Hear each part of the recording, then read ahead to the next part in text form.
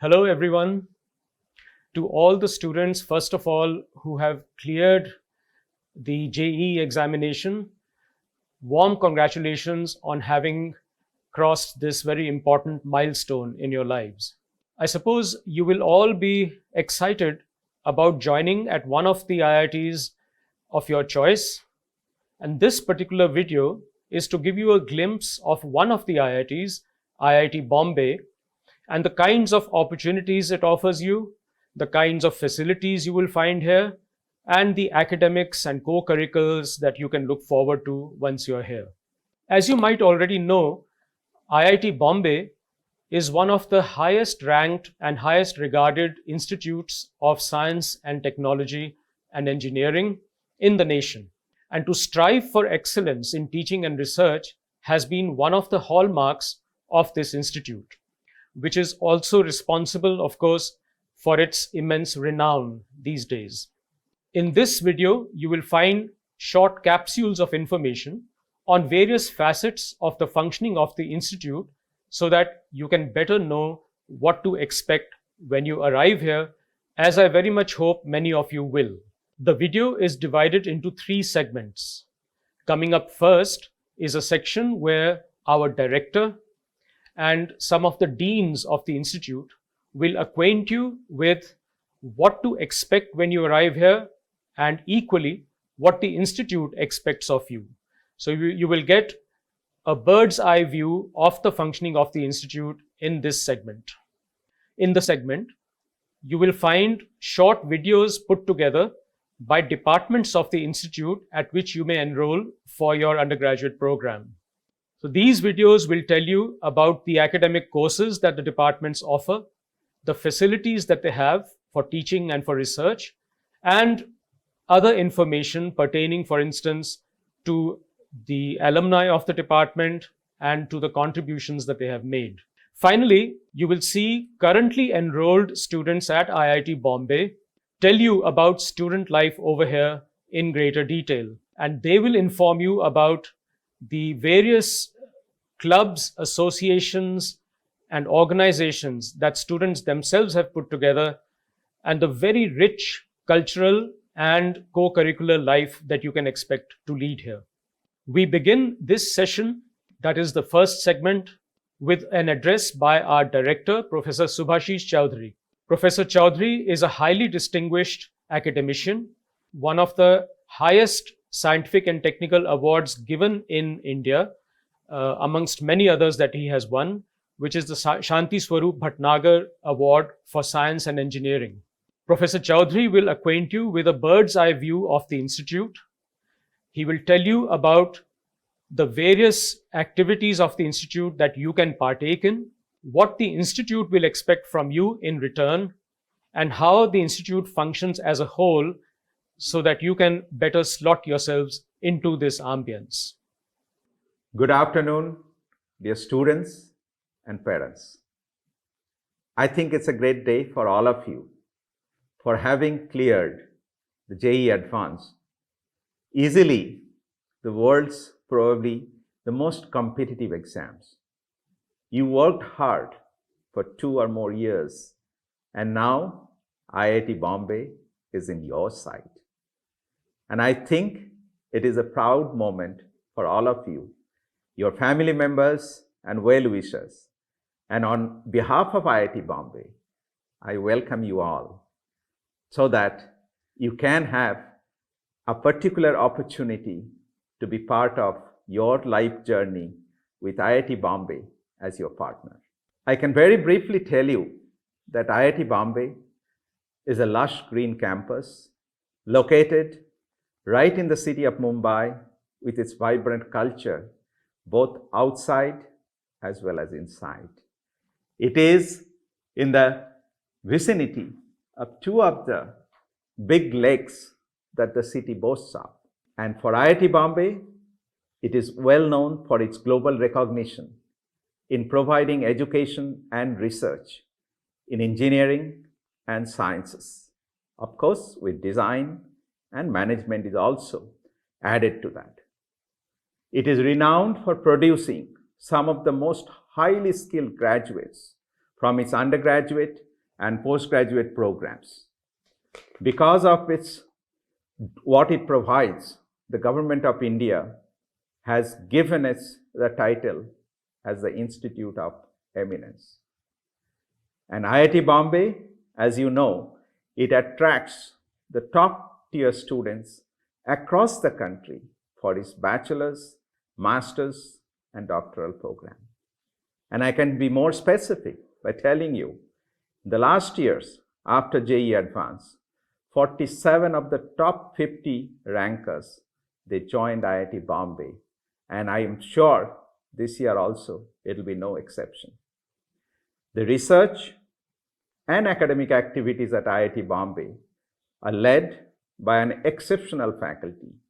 And many of these faculty members have earned international acclaim for their contributions to research. Academic excellence is at its core at IIT Bombay. And if you know its very logo, Jnanam Paramam Dheyam, which means knowledge is the supreme motto. And that's what we are aiming at. And I hope that all of you who are aspiring to join IIT Bombay will also follow the same motto that IIT Bombay follows. IIT Bombay offers quite unique opportunities for its students in taking up specializations through various minor programs while being attached to your primary department. We also have very specially crafted a specific program called Interdepartmental Dual Degree Program, where you are allowed to do your major in one primary department and do the corresponding master's degree in another department. You will come to know more of them as you are talking to some of our deans and department heads during the course of this introduction meeting. I think many of you will be in the campus for the first time, and it needs preparation. You have to make friends here, and of course, I am sure others will also make you a good friend for the rest of your life. Getting adjusted to the campus is something that you have to learn, and it pays off handsomely in your journey when you go out of the campus. I may also say that because of a pressure of too many students that we have today, and our infrastructure may not be at the same time, so we may not be able to provide you, all of you, a single-seated room, but you will have to share. But I am sure over the next few years, when our constructions are over, there will be easing of pressure on our campus accommodation. As for academics, we have revised our curriculum to address the reducing number of courses by adding more hands-on courses. This allows you to work something like makerspace. You will come to know more about it. You will build yourself in the very first year certain kind of design that you will be actually doing it, and something that you will see that will work. So this hands-on training is a new component that we have added, and I'm sure all of you would love it. Also, we do change the curriculum regularly, and we'll see that as we evolve, more and more courses, more options will be available to you.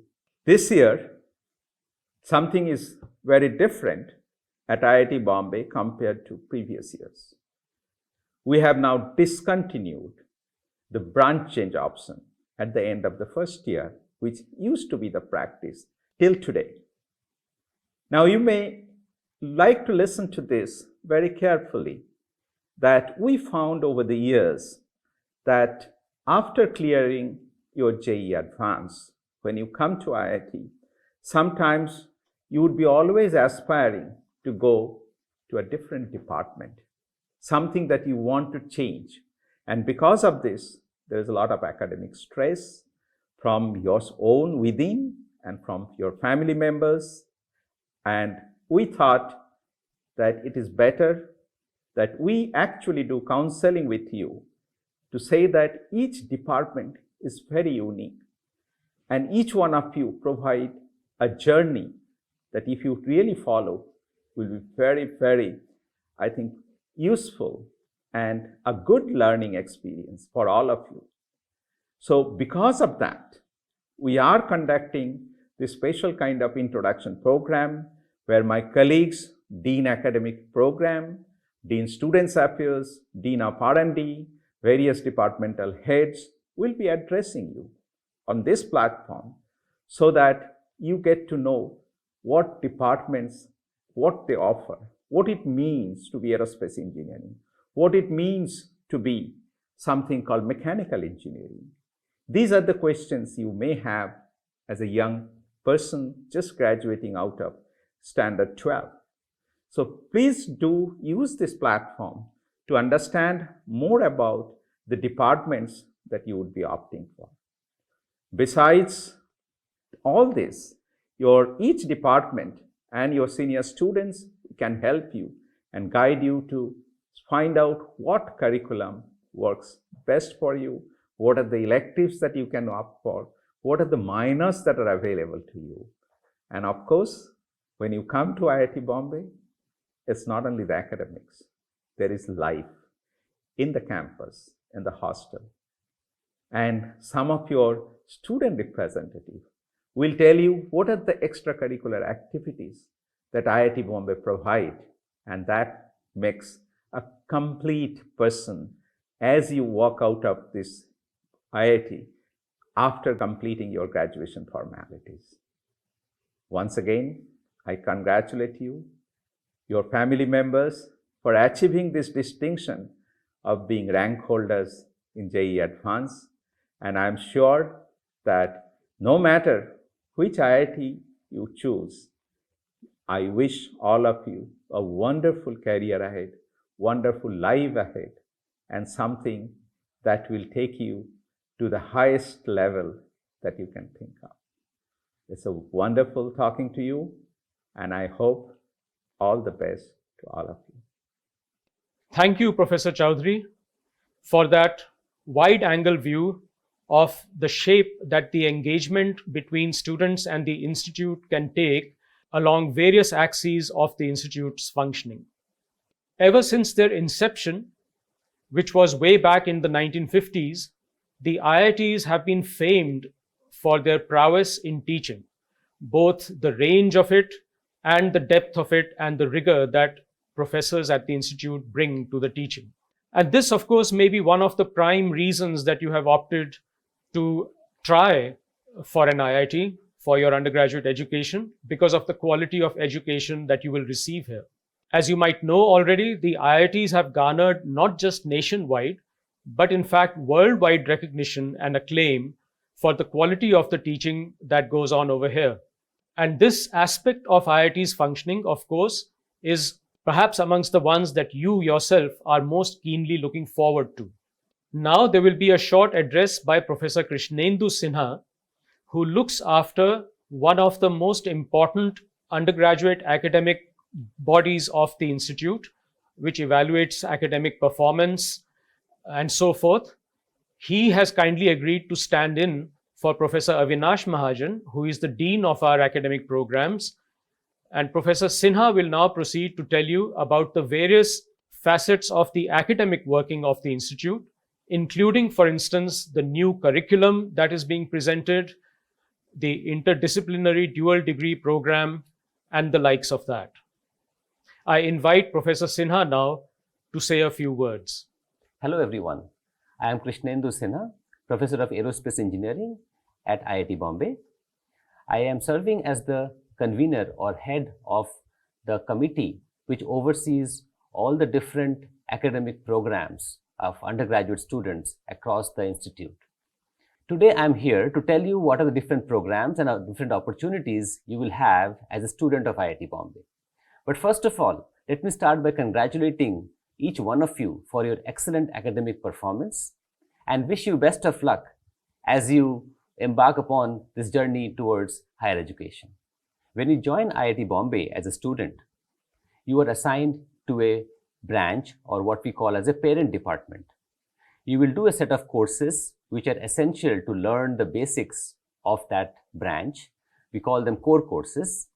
In addition, you will do a set of advanced courses, which are called department electives, to fulfill the requirements of your BTech degree. On top of it, you will have opportunities to do projects in various forms. There are supervised learnings, which are semester-long projects. There are R&D projects which span more than 1 or 2 semesters. And if you perform well in these projects, you can aim for what's called undergraduate research awards. The basic idea here is that we want our students to go beyond the basic requirements of the degree and perform and do something that is more suited to their interest and aspirations. On similar lines, a student has the option of doing a minor degree in a second department other than his parent department. The student will take a set of extra courses from the second department and he will complete them over a span of multiple semesters, so that at the end of his stay at IIT Bombay, he gets the BTech in his parent department and a minor degree in the second department. For example, BTech in electrical engineering and minor in computer science. The second option is interdisciplinary program, which combine the expertise of multiple departments. The most prominent examples are interdisciplinary programs in digital health and another one in artificial intelligence and machine learning. We are offering what is called dual degree, which is a combination of BTech and MTech. So the student gets a BTech in the parent department and an additional year of project work and a few extra courses to get an MTech in the interdisciplinary program. So the basic idea here is that a student gets a department or a branch based on his performance in the entrance test. But we want the student to be not constrained by that choice and explore his options more while his 4 years at IIT Bombay, where he can chart a path for himself based on his interests and aspirations. So at the end of 4 years, he gets more than what he signed in for in the form of additional degrees in interdisciplinary programs or minor degrees in other departments. Recently, we did a major overhaul of our undergraduate curriculum. We have introduced non-engineering courses from areas like humanities, management, and design in the engineering curriculum. This is to add diversity to the education that you receive at IIT Bombay so that you are more suited for the ever-changing career opportunities that come in your way when you step out of the institute. We have also added hands-on component like makerspace and additional laboratory courses.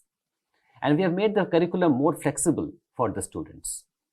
In order to reduce academic stress, we have reduced the number of courses in the first year of the program. Also, the hands-on components that we have introduced in the curriculum, we feel will make the studies and learning more fun and relatable. In addition, for needy students, we are offering special English courses so that they can understand the lectures in the other courses they take at IIT Bombay. Starting this year, the option of branch change at the end of the first academic year at IIT Bombay is being discontinued. We believe that this will encourage students to better connect with their parent departments from the very beginning. Also, without branch change, we will be able to offer more flexibility and a more exciting curriculum to the students. And of course, the students have the option of minor in other departments and interdisciplinary programs, as always, to explore more than their parent department. To summarize, we have many different avenues at IIT Bombay for students to learn and excel. My advice is to come with an open mind and to be ready to work hard to your fullest capacity so that you can actually explore all the different options in new emerging areas that the institute has to offer. With that, I wish you all the best in choosing your destination of higher education, something that will fulfill your interests and aspirations. Thank you. Thank you, Professor Sinha, for your run-through of the academic programs of the Institute and the sorts of academic rigor that students can look forward to. You may very well know that the IITs are entirely a residential institution, especially for undergraduate students. This means that much of your time is spent on the campus of the institute when you're not in the classroom. Now, IIT Bombay has one of the most beautiful campuses around the country as a whole, very richly stocked with flora and fauna, and also very rich in all kinds of facilities, recreational, sports, and so on. To give you a glimpse into the kinds of activities that you could expect to find in the hostels, for example, we have prepared a short segment dealing with this aspect of IIT Bombay's life. IIT Bombay offers a very rich and vibrant life in its hostels, as many of the alumni that have come out from the institute have repeatedly attested. This is where students learn a huge number of skills that are, in fact, not available sometimes in the classroom and have served them in excellent stead as they have gone on in their professional careers.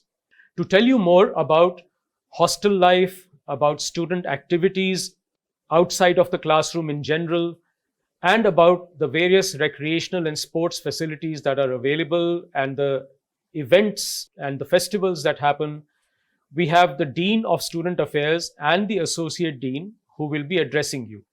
Professor Surya Narayan Dula is the Dean of Student Affairs, and Professor Atul Srivastav is the Associate Dean, and they will now take over for the next segment. Hi, congratulations on qualifying J Advanced 2023. You have made your parents, friends, and family proud by clearing the toughest exam at undergraduate level in India, and we look forward to welcome you at IIT Bombay. You have been briefed by Professor Sinha on the academic matters and some recent changes in the curriculum which will help you in smooth transition at the institute. I will be talking briefly about campus life in general, and my colleague Professor Atul Srivastava will be talking about hostel life while you will be here with us on the campus. IIT Bombay is going to be your home for the next 4 to 5 years, depending upon which program you are going to choose. We want you to have a quality life while you are at the institute, because we strongly believe that the quality time you spend on campus will enable you to think better and help you in paving a better career path. We understand that many of you may be passionate about several extracurricular activities. In fact, I personally feel that pursuing your passion is the best way to de-stress. IIT Bombay is the best place to work on your passion, be it sports, cultural, or tech, along with the academics. Over the last few decades, we have developed several facilities as part of the Institute Gymkhana. We have dedicated athletics track, basketball, badminton, hockey, football, and tennis courts. These all are outdoor facilities. You may be knowing that in Mumbai, we have 3 full months of monsoon, and believe me, that is the best season on campus. You can continue to play these sports in our dedicated indoor courts. This shows the dedication of the institute for your physical fitness and well-being. Along with physical well-being, your mental wellness is also high priority to the institute. We have a dedicated and active student wellness center on campus who you can reach out when you are stressed. We also have an online portal where you can reach out to student counselors if you need any help. Student bodies and technical clubs on campus will help you in improving your know-how and build your managerial skills, which are quite essential when you graduate. Our student representatives are excited to share their experiences with you. I won't take much of your time. I wish you all the best and look forward to seeing you at IIT Bombay. Thank you. I will now request my colleague, Professor Atul Srivastava, Associate Dean Student Affairs, to take you through the facilities available in various hostels. Dear the youngest members of the IITB fraternity, I am Professor Atul Srivastava, Associate Dean of Students Affairs. Once again, hearty congratulations and welcome to your second home. When I talk about your second home, I am referring to the most fascinating and interesting part of your journey, that is its hostel culture. The institute is majorly a residential campus with a total of about 17 hostels. The biggest hostel has its capacity of over 1100 students. Popularly known as Olympus and Queen of the campus, where you all would be starting your journey, your hostel journey, which moves along with the allotment of old hostels, which are the gems of our campus in your subsequent years. In the final year, we have recently newly built hostels, Hostel 17 and 18, where you will peacefully enjoy the final year of your stay here at IIT Bombay. Our hostels have some of the state-of-the-art facilities that include playfields for each hostel that encompass outdoor games like cricket, football, badminton courts, frisbee, and much more. Lounge room in each hostel with facilities for board games like chess, billiards, table tennis, etc. High-speed internet connection is a need of the hour, and we fully recognize this. You name it and you have it in your room. Hostels are well equipped with basic amenities such as washing machines and dryers that are set up at each floor of your hostel. In addition, each hostel has a separate laundry facility as well. Each of our hostels has a centralized mess and dine-in area that ensures you are served good quality food at any given point of time. In addition to these facilities, each hostel has a night canteen to cater to your appetite at the night, running even till about 2 a.m. or so. Each of our hostels has a stationery shop with facilities like printing, photocopying, Xerox, general stores facilities, etc. In addition, hostels have a common room, TV room, along with the facilities of dance room, gymnasium, music room with state-of-the-art equipment. To rejuvenate you and make you try your hands out on some of the most exciting activities apart from your academics, we have year-long events in the hostels such as hostel festivals, hostel days, gala dinner, inter-hostel competitions like inter-hostel general championships in the domains of cultural, technical, and sports. These are some of the hallmarks of hostel culture at IIT Bombay. The Performing Arts Festival, popularly known as PAF, is the largest inter-hostel competition held at IIT Bombay. Being the flag bearer of all the cultural activities in the campus, PAF involves drama, music, dance, production, fine arts, all set up by the students of the campus itself. Held in the open-air theatre, which has a sitting capacity of more than 2,500 students, this cultural extravaganza is one of its kind in the entire country. When you move out of your hostels and take a leisurely walk around the campus offers you a range of eateries to cater to your appetite. Gulmohar, our very own campus restaurant, Cafe 92, cafeteria of IIT Bombay campus, recently built with the generous support from our alumni, provides you with the most exotic Chinese, Mexican, Italian delicacies. To name a few branded eatery outlets, we have CCD, we have Chayos to cater to your coffee and small snacks needs. In addition, I am sure the presence of Domino's in campus will fulfill your pizza needs as well. To take care of the requirements of much needed chai and bitings between exhausting lectures, the institute offers you various options in the form of canteens spread across the academic area, including the cresset and canteens spread across various departments. In the end, I wish you all the very best for the new journey that you are about to start, and we all look forward to seeing you here at IIT Bombay. Best wishes and thank you all. Thank you, Professor Dula and Professor Srivastav, for giving us that very nice sketch about student life in the hostels and in other arenas outside of academics. Now, while teaching has been, of course, very strong at IIT Bombay, the institute is no less renowned these days for research in science, engineering, and technology that is carried out over here. Indeed, many of you might have seen media reports on all kinds of state-of-the-art activities that go on at IIT Bombay, for instance, in innovation, patenting, all kinds of basic R&D, and also in technology deployment. Recently, one of the unique features of the R&D environment at IIT Bombay has been the fact that research has been carried out not just by postgraduate students, but also undergraduate students who have been invited to participate in the very many research projects that are undertaken at the institute.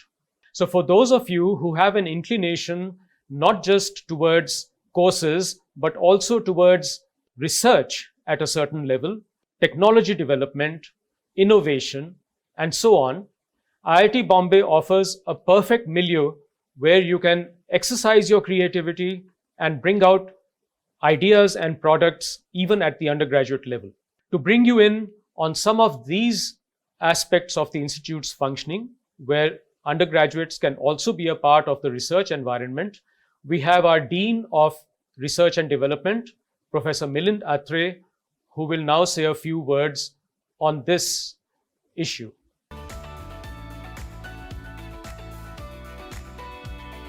IIT Bombay has transformed itself from being just an educational institution in the early years to a premier organization for research and development today. IIT Bombay's area of research are diversified. Along with conventional research areas like nanotechnology, solar energy, battery technology, sensors, healthcare and medical devices, etc., we have a strong focus on new areas of research like quantum computing, carbon capture and storage, drone technology, hydrogen and electric vehicles, blockchain, etc. Our R&D centers like Center of Excellence in Nanoelectronics, National Center for Photovoltaic Research and Education, Biomedical Engineering and Technology Innovation Center, these go hand in hand with new centers like National Center of Excellence in Carbon Capture and Utilization, the Koita Center for Digital Health, Center of Excellence in Oil, Gas and Energy, Center for Machine Intelligence and Data Science, C-Minds, to promote interdisciplinary research in cutting-edge technology.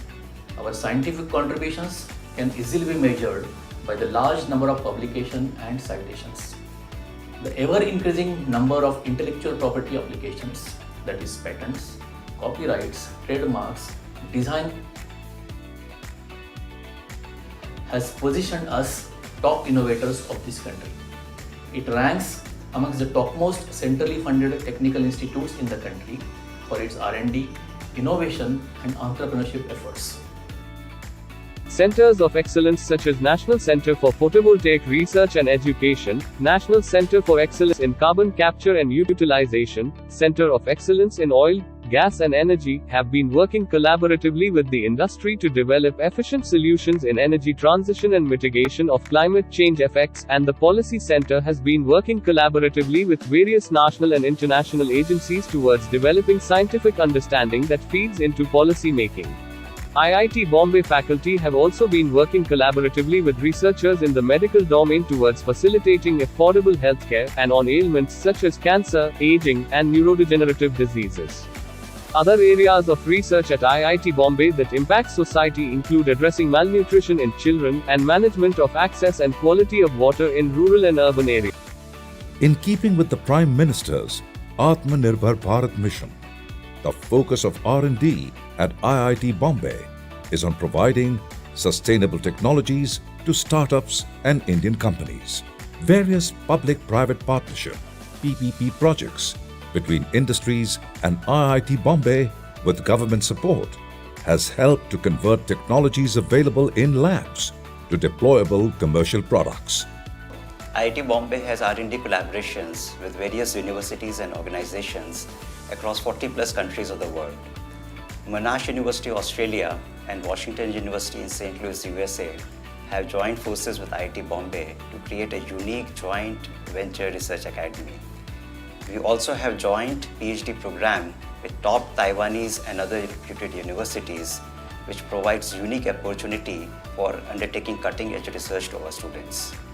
Since its inception, Indian Institute of Technology Bombay has worked towards providing technological and industrial self-sufficiency for a new nation. After 60 years, it has now evolved as a world leader in the field of engineering, education and research.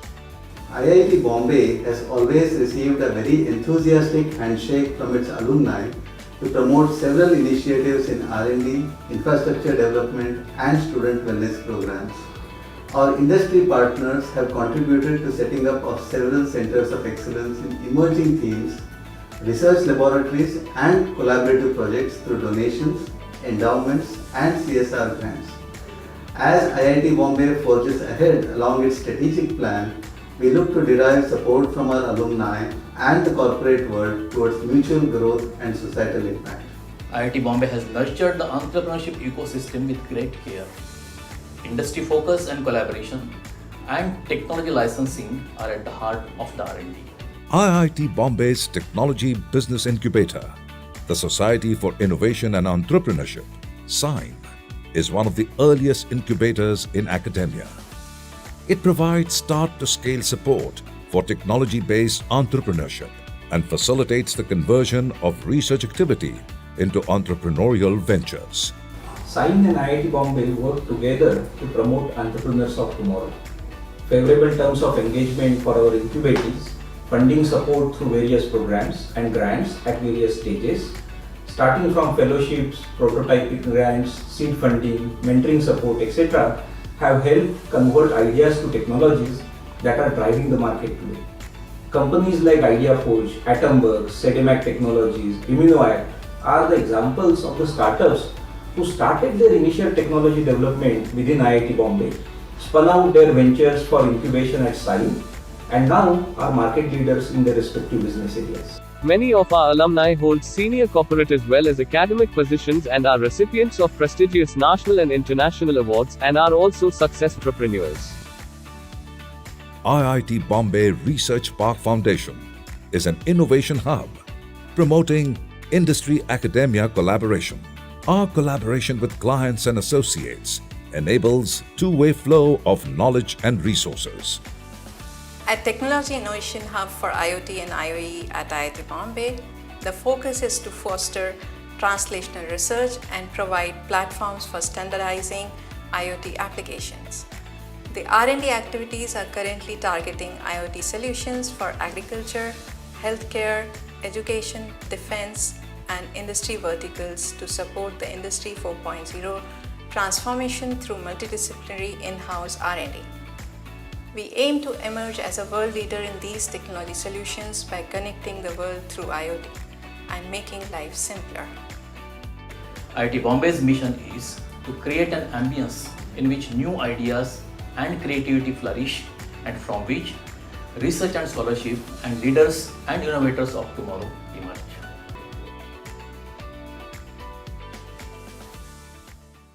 Thank you, Professor Atre, for describing the research and development activities and environment at the Institute, especially from the point of view of prospective students. Now we move on to the segment of this video. This is where currently enrolled students tell you about the various activities that they get up to and the very many opportunities that are on offer when you come to IIT Bombay. Now, IIT Bombay has an extremely rich and vibrant student life. Some of the festivals, student festivals that are held at IIT Bombay have nationwide renown and prominence. You may have already heard of the likes of Mood Indigo and Tech Fest, for example. There is a huge array of clubs, associations, organizations, and so forth at the student level, which will offer you a great platter of activities to suit your own interests outside of academics. Hello everyone, this is Pratham Kapure and I am the General Secretary Hostel Affairs of IIT Bombay. And what does Hostel Affairs hold for you at IIT Bombay is a wide range of hostels, right from the old hostels which are the gems of our campus to the newly built hostels like the Queen of the Campus, the King's Landing, which are the names of our hostels. And the most interesting and fascinating part about IIT Bombay is its hostel culture. We have year-long competitions such as the general championships held between the hostels, as you might have witnessed in the famous film Chichore, and students participate enthusiastically.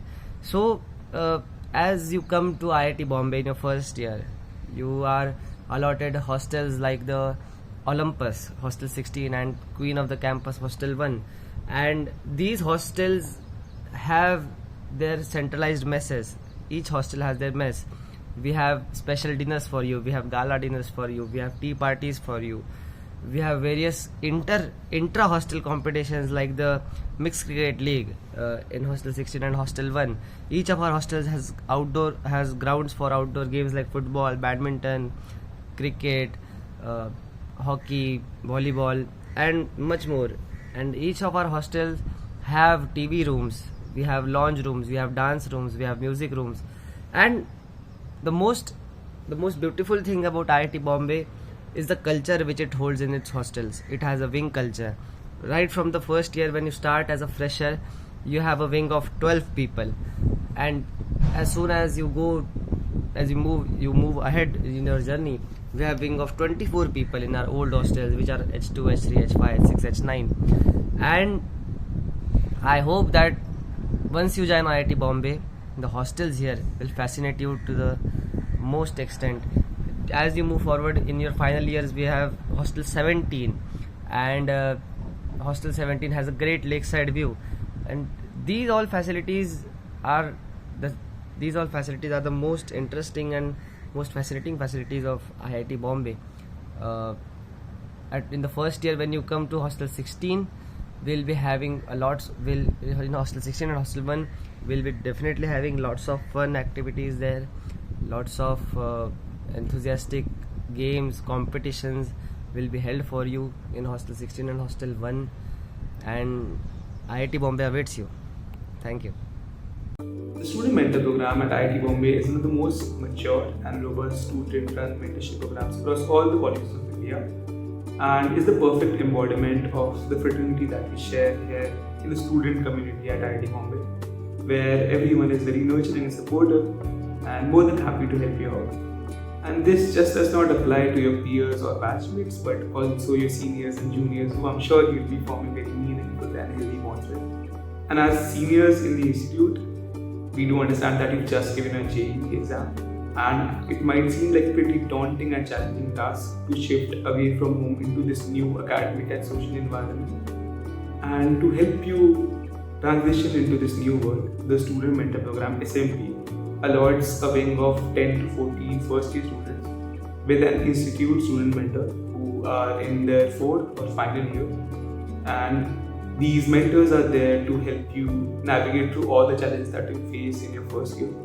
And later, when you move into your second year, you are allotted another student mentor from the SMP who helps you ease into your department and make sure that your transition is as smooth as possible, as well as helps you make the most out of your experiences here at IIT Bombay. Meet your mentors on the first day of orientation, and since then they'll be a big part of your journey at IIT Bombay.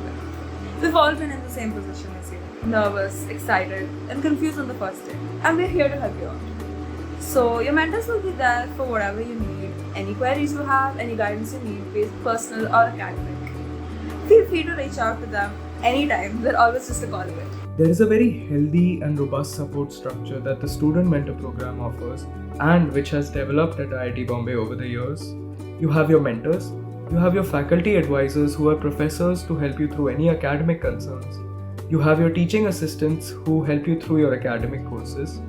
IIT Bombay also offers an English learning course by the British Council in the first year, and we also have a student-run English Language Improvement Program under the Student Mentor Program to help you through your English learning journey in your senior years as well. The institute also has a Student Wellness Center which houses professional counselors to help you through any well-being related aspects throughout your institute life.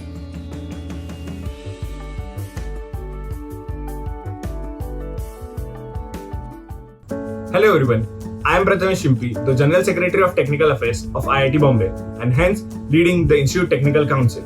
It's an honor to stand before you today and share my excitement about the incredible opportunity that awaits you in the world of technology. Let me introduce the Institute Technical Council, or ITC, in a nutshell.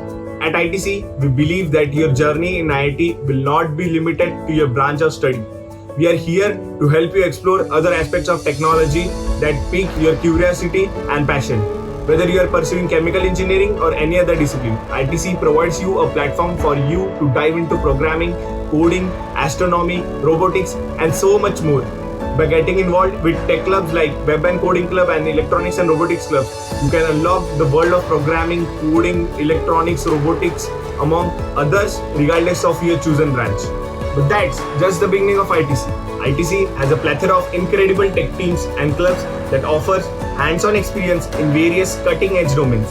Imagine being a part of a racing car team where you get to work on building and racing high-performance electric vehicles, or join the rocket team and witness your dreams take flights as you work on launching rockets into the sky.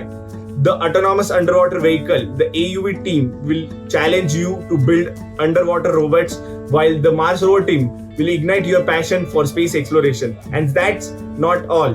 We have teams like UMIC and Rakshak working on drone technology and focusing on various other innovative projects, and the team Shunya promoting sustainable initiatives, and lot of others providing the tech for all. ITC is a place where you can transform your wildest idea into reality. The various tech clubs under the banner of ITC include the Web and Coding Club, the Maths and Physics Club, the ChemiTL, the Chemistry Club, BioX Club, Aeromodeling Club, Energy Club, Kritika, the Astronomy Club, the Electronics and Robotics Club, and a place where you get complete hands-on experience with technology, the Tinkerers Laboratory. We are committed to providing you with the mentorship, organizing exciting events, and offering state-of-the-art labs to nurture your technical skills. Whether you want to design a next-generation gadget, develop sustainable solutions, or create groundbreaking software, ITC will be your guiding light on this incredible journey. ITC also cultivates communities of passionate students focusing on cutting-edge tech projects. This group facilitates engaging discussions, knowledge exchange, and team formation for competitions, spanning areas like AI, blockchain, data science, cybersecurity, and IoT. Students stay updated on the latest advancements. Communities also serve as incubators for teams, fostering collaborations in projects, developments, and participation in prestigious events. Through these communities, students enhance technical skills, gain practical experience, and nurture teamwork, problem solving, and communication abilities. ITC invites students with exceptional project ideas to directly approach us, even if they are not affiliated with any club or group. We provide support and connect them with the right individuals who can contribute to their projects. Through our network of faculty, industry experts, and fellow students, we offer mentorship, collaborations, opportunities, and access to resources. ITC serves as a platform to showcase innovative projects, gain recognition, and provide the necessary infrastructure and funding. We believe in nurturing individual talents and empowering independent ideas to make a meaningful impact. Innovate, tinker, create. That's our tagline, and it encapsulates the spirit of ITC. We encourage you to think outside the box, challenge conventions, and push the boundaries of what is possible. This is a space where you cannot only learn about, but also contribute to the world of technology and make a lasting impact. So my dear JE aspirants, going through the JOSA counseling of 2023, I invite you to join us at ITC, and where you will find a community of like-minded individuals passionate about the technology and innovations. Together, let's explore the new frontiers, push the limits of what we can achieve, and create a better tomorrow through our collective efforts. Thank you, and I look forward to welcoming you at the Institute Technical Council. A warm welcome to all the JOSA applicants. Well, it must feel like the most crucial decision, so let me try and answer why IIT Bombay. Why did I choose IIT Bombay? Or to simply put it, everyone told me it was the best. But in hindsight, what kept me going was the exceptional student life here. At IIT Bombay, academics just became a part of my undergraduate journey. A journey which is as quirky as it is exceptional. As soon as I entered the institute, student councils bombarded me with orientations. And soon enough, it was quite apparent that IIT Bombay is a treasure trove of cultural programs. Hi, I'm Rishi Kanodia, the General Secretary of Cultural Affairs at IIT Bombay, and I'm here to take you through the culture that we hold for you. So what forms the bedrock of our culture is obviously the hostels and the open club system that we have. Imagine this, a cultural club that you can enter any time of the year to learn from the most enthusiastic seniors about any art form from scratch. You can even try your hand at management and leadership by organizing these massive events that the cultural clubs hold. Let me give you a quick rundown of the 13 cultural clubs that we have. First up, Fourth Wall, which is a dramatics club where you can unleash your inner thespian. If you like dancing, you can try joining InSync, the dance club. We also have Symphony for the music enthusiasts, Rung for the budding artists, pixels for those who have an eye for photography, and silver screen for the movie buffs who are just exploring filmmaking. Well, if I were you, I would also go through the YouTube channels of Silver Screen and IIT BBC to get a sneak peek into student life. We also have the Design Club for the creative minds, Style Up for the fashionistas and the fashionistas, Literati for those who have a love for board games and literature, Peace Speak for those who want to master the art of public speaking and debating, and Comedy Cons for those who can just tickle your funny bones with their humor. We also have Roots, which celebrates the classical and folk arts of India, and Vani, our Indian languages club that celebrates the linguistic diversity of our nation. And I kid you not, we are not any ordinary cultural enthusiasts. Yes, we have the most intense inter-hostel general championship culture where rivalries ignite and talents collide in the battle of glory. And guess what? We are here in Mumbai, one of the cultural hubs of our nation, so talent and inspiration is always around the corner.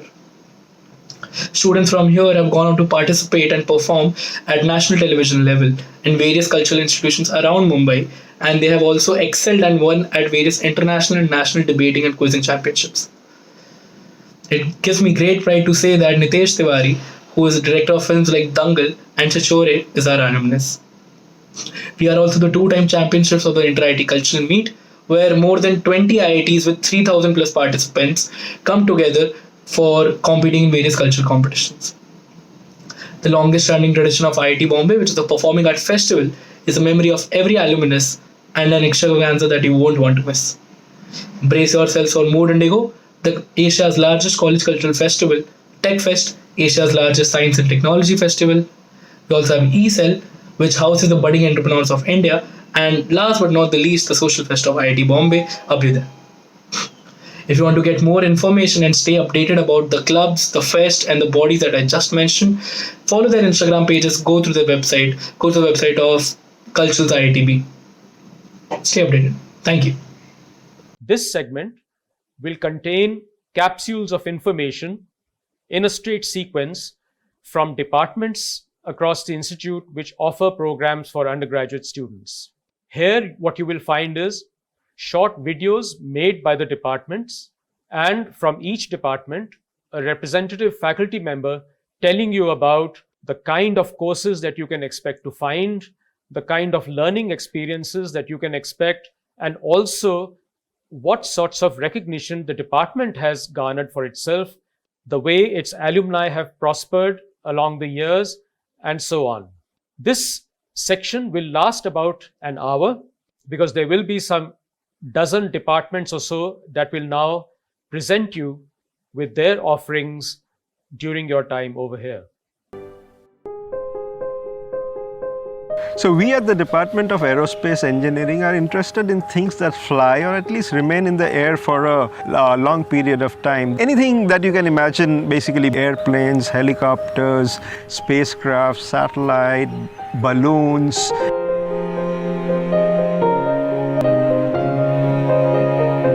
Our faculty and students try and understand the mechanism behind these flying objects, how to design and manufacture them. The discipline is divided into various sub-disciplines like aerodynamics, which deals with the forces which are generated because of air passing over a vehicle, propulsion, which gives thrust to the vehicle to travel up, dynamics and control, which is basically controlling the vehicle in air or in ground.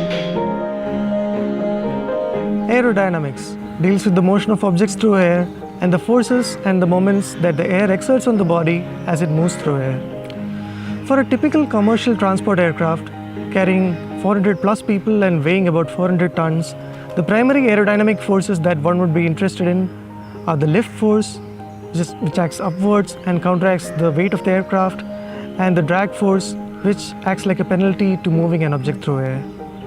The primary objective of a researcher in aerodynamics would be to design objects which produce the required lift force, at the same time maintaining minimum drag levels. The propulsion problem is to make an engine that works efficiently over a wide range of conditions. We focus on a few aspects of this complex problem. An airplane engine generates thrust by adding energy to the air flowing through the engine, and this energy comes from the combustion of a fuel. Can we generate thrust with less pollution? The combustion groups are working on improvement in the existing fuel injection strategies and novel concepts like flameless combustion to enhance the engine performance. We are also interested in understanding the combustion instabilities that can cause engine failures. Irrespective of the outside atmosphere or air, the air inside the combustor needs to be maintained at such a condition where combustion is possible, and there is only limited range where a turbo machine can meet these requirements. The turbomachinery group in our department is interested in understanding the intricate flow features of the turbo machine flows to make them more efficient and to work with larger margin. Aerospace structures are driven by the twin objectives of high strength, stiffness, and lightweight. Aerospace Structures Group is responsible for physically realizing the shape or the aerodynamic shape of the aircraft under the given set of minimum weight constraints. They are also responsible for estimating the structural deflections as well as the structural strength under the given static and dynamic loading conditions. As part of the structures curriculum, students are exposed to various numerical and analytical techniques as well as in the usage of advanced aerospace materials like composites and smart materials. The branch of aeroelasticity, which involves a study of aerodynamics, controls and structures, is also covered in the structures group. Just like any other vehicle, aerospace vehicles such as aircraft, missiles, launch vehicles and spacecraft need to be controlled. Dynamics and Control Group works to develop methodologies and tools that help in ensuring a desirable dynamical response from such aerospace and other non-aerospace systems.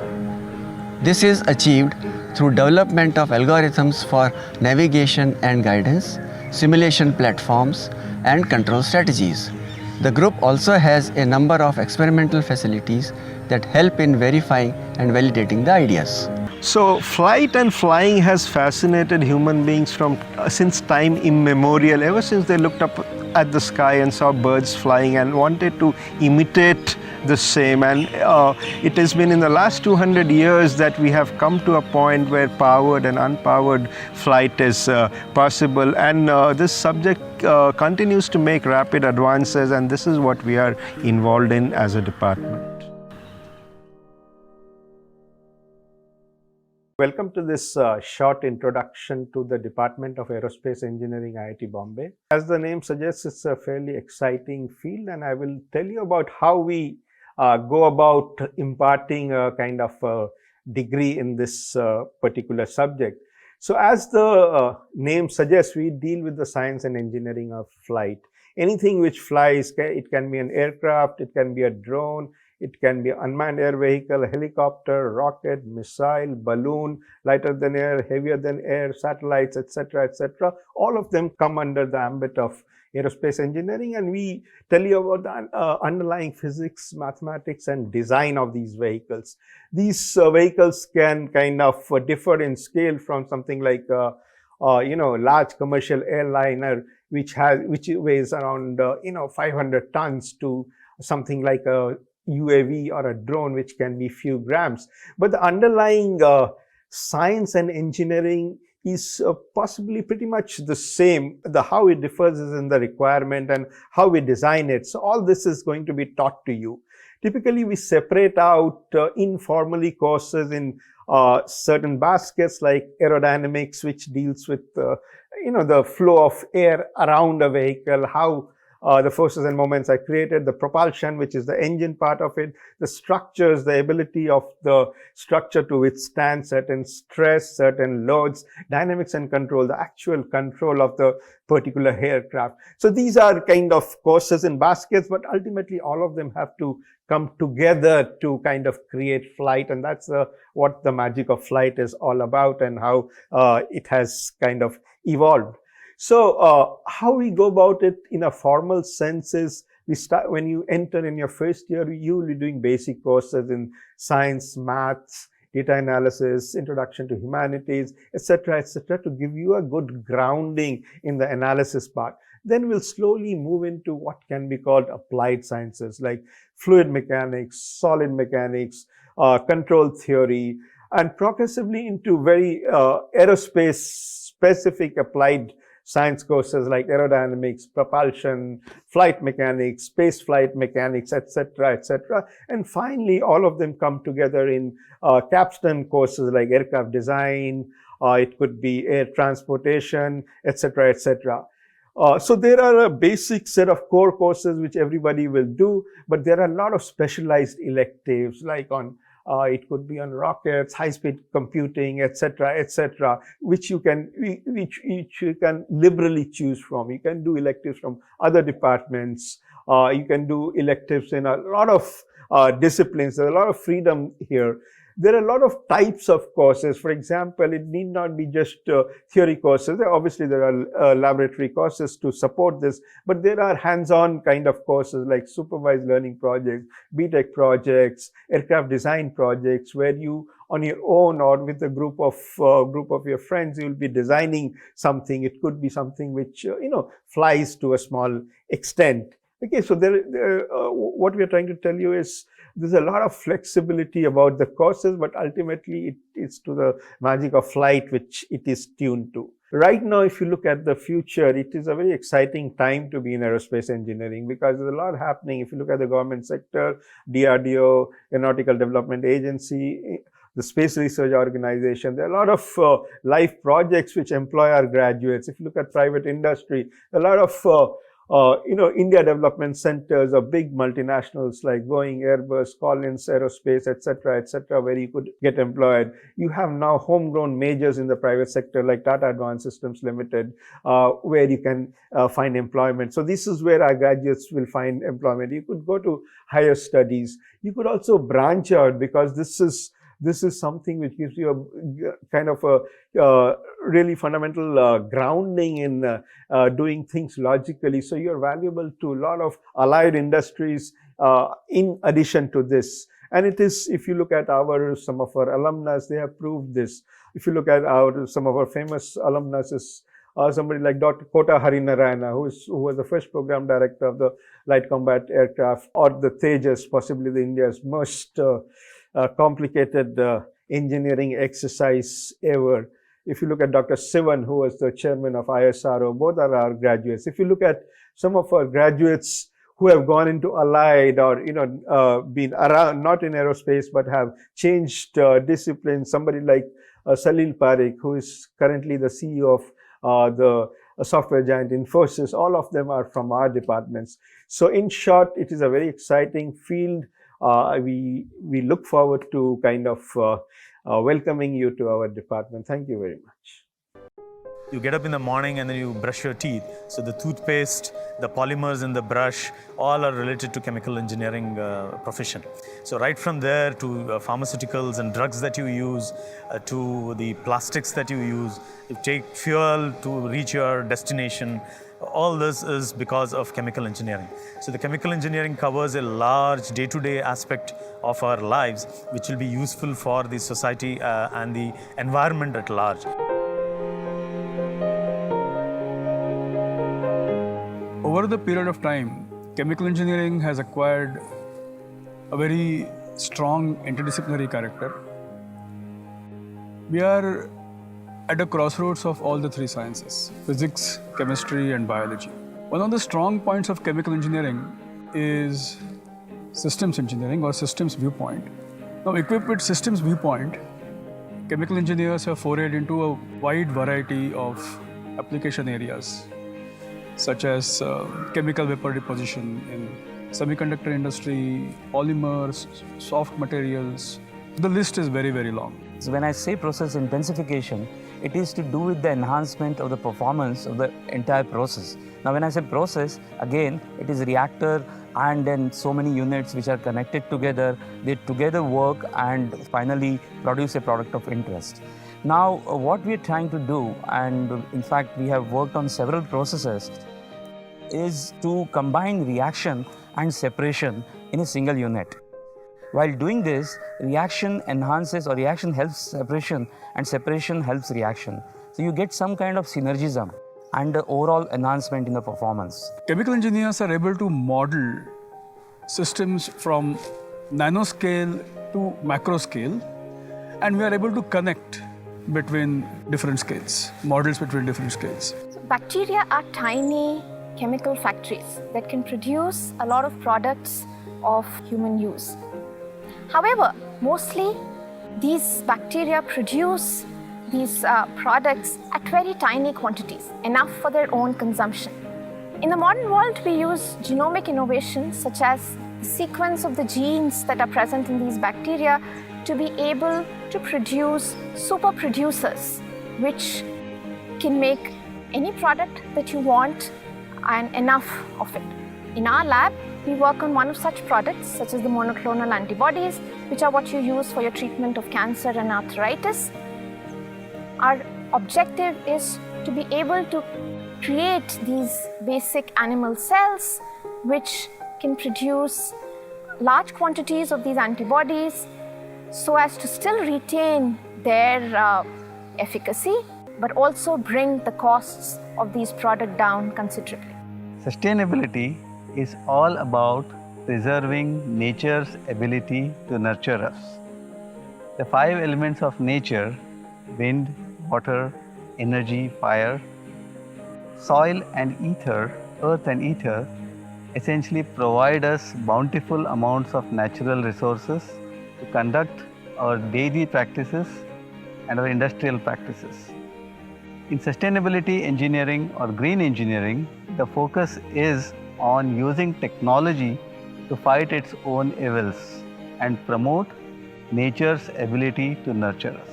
Why does a toothpaste flow only on application of a certain force? Shampoos clean hair and are very soft to touch. Can we minimize drug dosage by creating smart materials? These are examples of soft materials which typically flow much slower than simple fluids such as water and are highly deformable as compared to metallic solids, for example. Now, one of the research areas in our department is to synthesize, characterize and process these soft materials. These materials have time-dependent properties. For example, the same material can behave like a liquid or a solid depending upon how long you look at them. On a microscopic scale, one can punch temporary and permanent holes in a cell membrane in a biological cell to transfer drugs and genes into the cell or to conduct electrochemotherapy. In my research, we employ computer modeling and simulation to understand the role of materials that are commonly used in a variety of energy application devices such as fuel cells, batteries and catalysts. Now, what happens is in many cases, you would find that these devices are fairly complicated because there would be a number of components and different materials are being used, some of which might be undergoing structural transformations as well as chemical reactions over a period of time. So as a chemical engineer, we would like to know what is happening inside these devices so that we can come up with better designs for these energy devices. Chemical engineering touches the lives and day-to-day lives of people in the society, and therefore this is an exciting profession to be in so that you can contribute to the upliftment of the society. The Department of Chemical Engineering at IIT Bombay is not only among the largest in the country, but one of the top-ranked departments. It boasts of excellent faculty. Several of its members have won national and international accolades. So what is chemical engineering? Apart from common science, mathematics, computer programming, and general engineering courses, there are 4 foundational subjects that distinguish a chemical engineer from other engineers. The first is thermodynamics, which deals with equilibrium states of pure solids, liquids, and gases, as well as their mixtures. It also predicts the feasibility of conversion from one state of matter to another and the energetics of the processes. The second course is chemical kinetics and reaction engineering, which comprises of measurement, enhancement, and control of rates and extent of chemical reactions. It also includes the design of appropriate reactors to achieve desired conversion of reactants to products in economically relevant timescales. The third subject is transport phenomena, which is a unified approach to measure and predict rates of heat, mass, and momentum in fluids.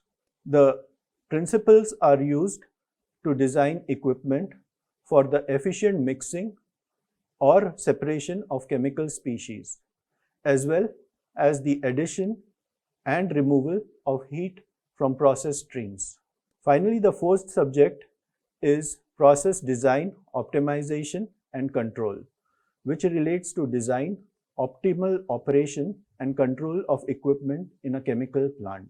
The chemical engineering program is a lot more about engineering and a little less about chemistry than some students tend to think.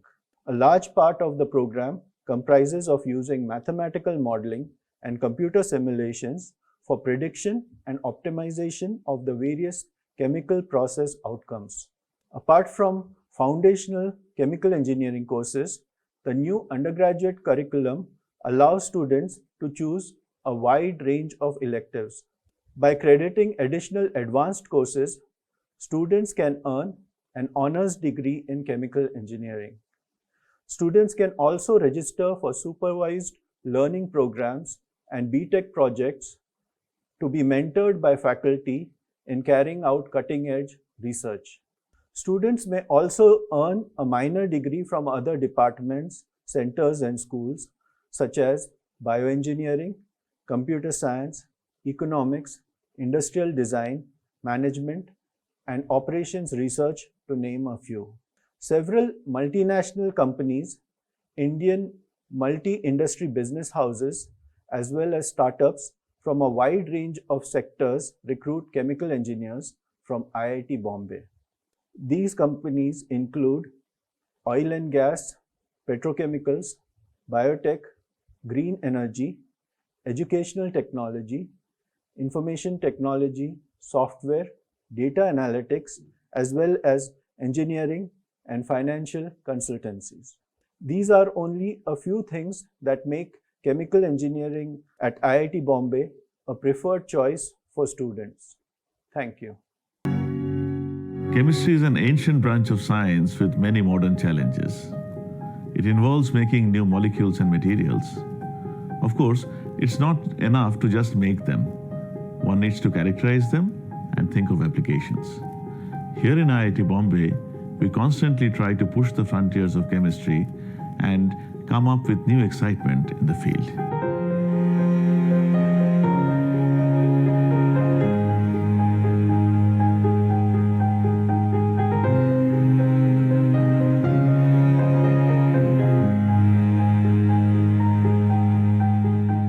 Our department was created in 1964 and was fortunate to attract a group of very senior scientists from National Chemical Laboratory, Pune. Since late 70s and early 80s, it began attracting generous funding from Government of India and industry and has successfully developed very good infrastructure for modern research. We are fortunate to attract good faculty members over the years, and many are leaders in their area of research.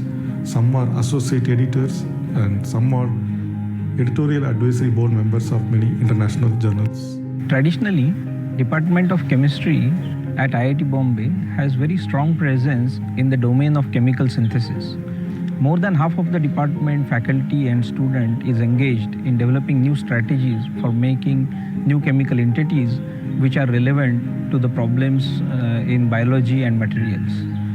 We have strong expertise in the domain of total synthesis of complex molecules, carbohydrates, peptides, and nucleic acids, which are very relevant to solve infectious disease problems. Chemical manufacturing via traditional batch process suffer from the frequent accidents and environment hazards.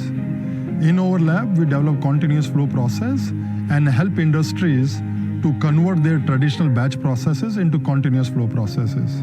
We have trained many industries which include Reliance, Syngenta, Dr. Reddy Labs, Sun Pharma, Anthem Biosciences, and hope in coming years we can help many more industries to convert their batch processes into flow processes. Chemical catalysis is an important thrust area of the chemistry department at IIT Bombay. The key focus areas are in CH activation, homogeneous and heterogeneous catalysis, bioinorganic chemistry, electron transfer, magnetism, and computational chemistry. Several research groups who are leading experts in the area are driving research at the department and are supported by sophisticated instrument facilities available at the department. The Department of Chemistry has a very strong and vibrant chemical biology program, and we are attacking various problems like in the field of membrane transport and architecture.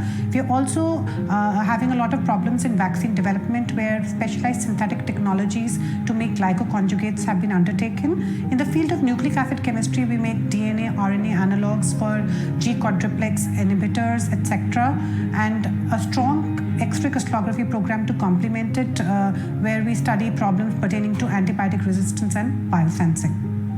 Research in the area of materials chemistry in the department spans over both theoretical and experimental aspects of nanomaterials, magnetic materials, biomaterials, and soft matter. My own research has primarily dealt with developing molecules that are permanent magnets at high temperatures. In addition to this, we synthesize porous solids for energy applications and inorganic solids that can be delaminated to single layers such as graphene. Our group works on intermolecular interactions, which is basically to understand how molecules interact among themselves.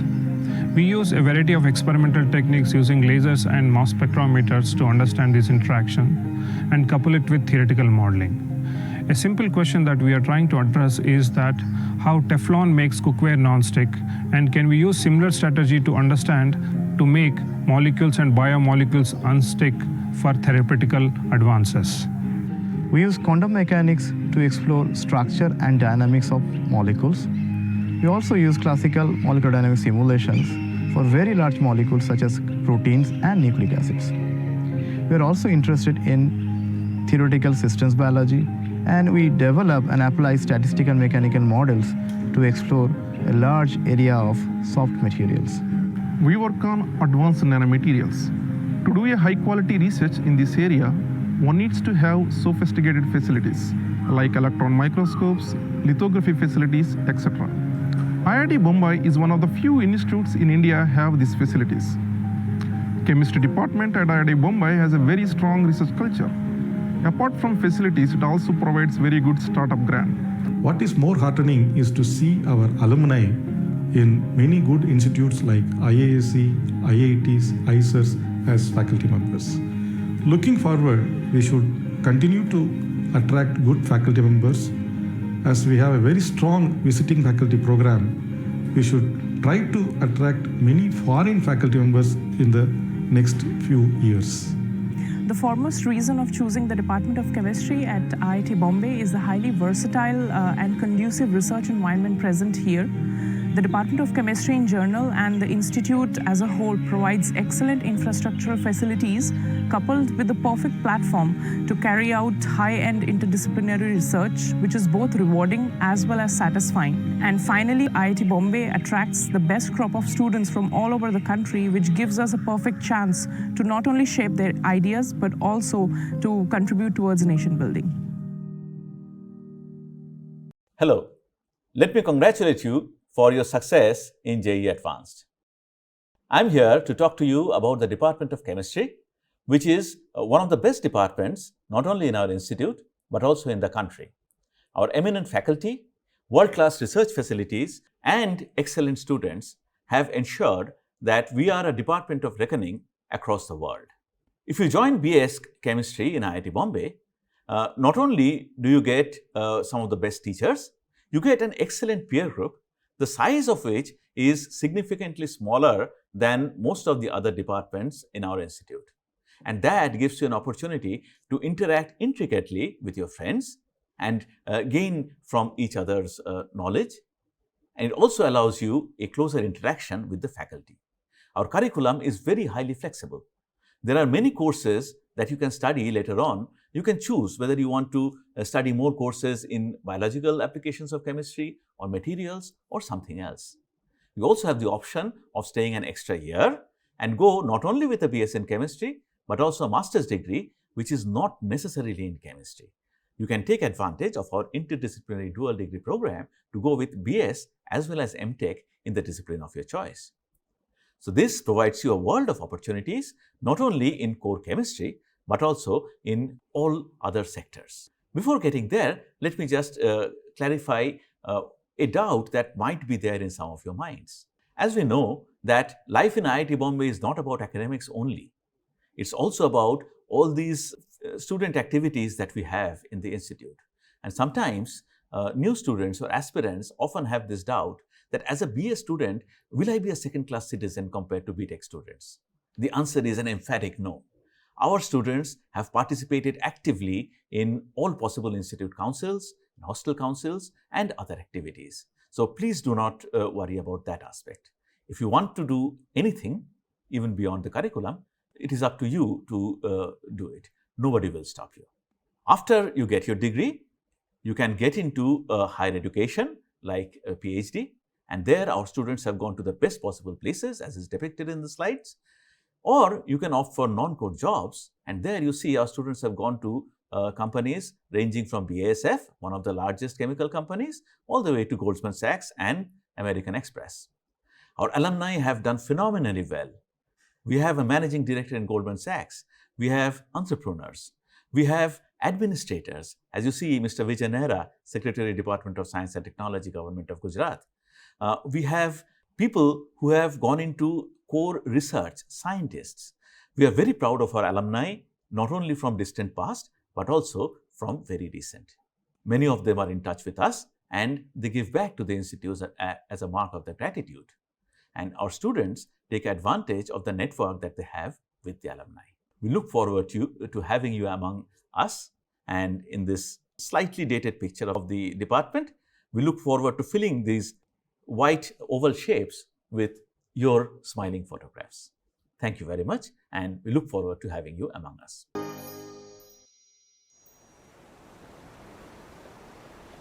Civil engineering is the mother of all engineering.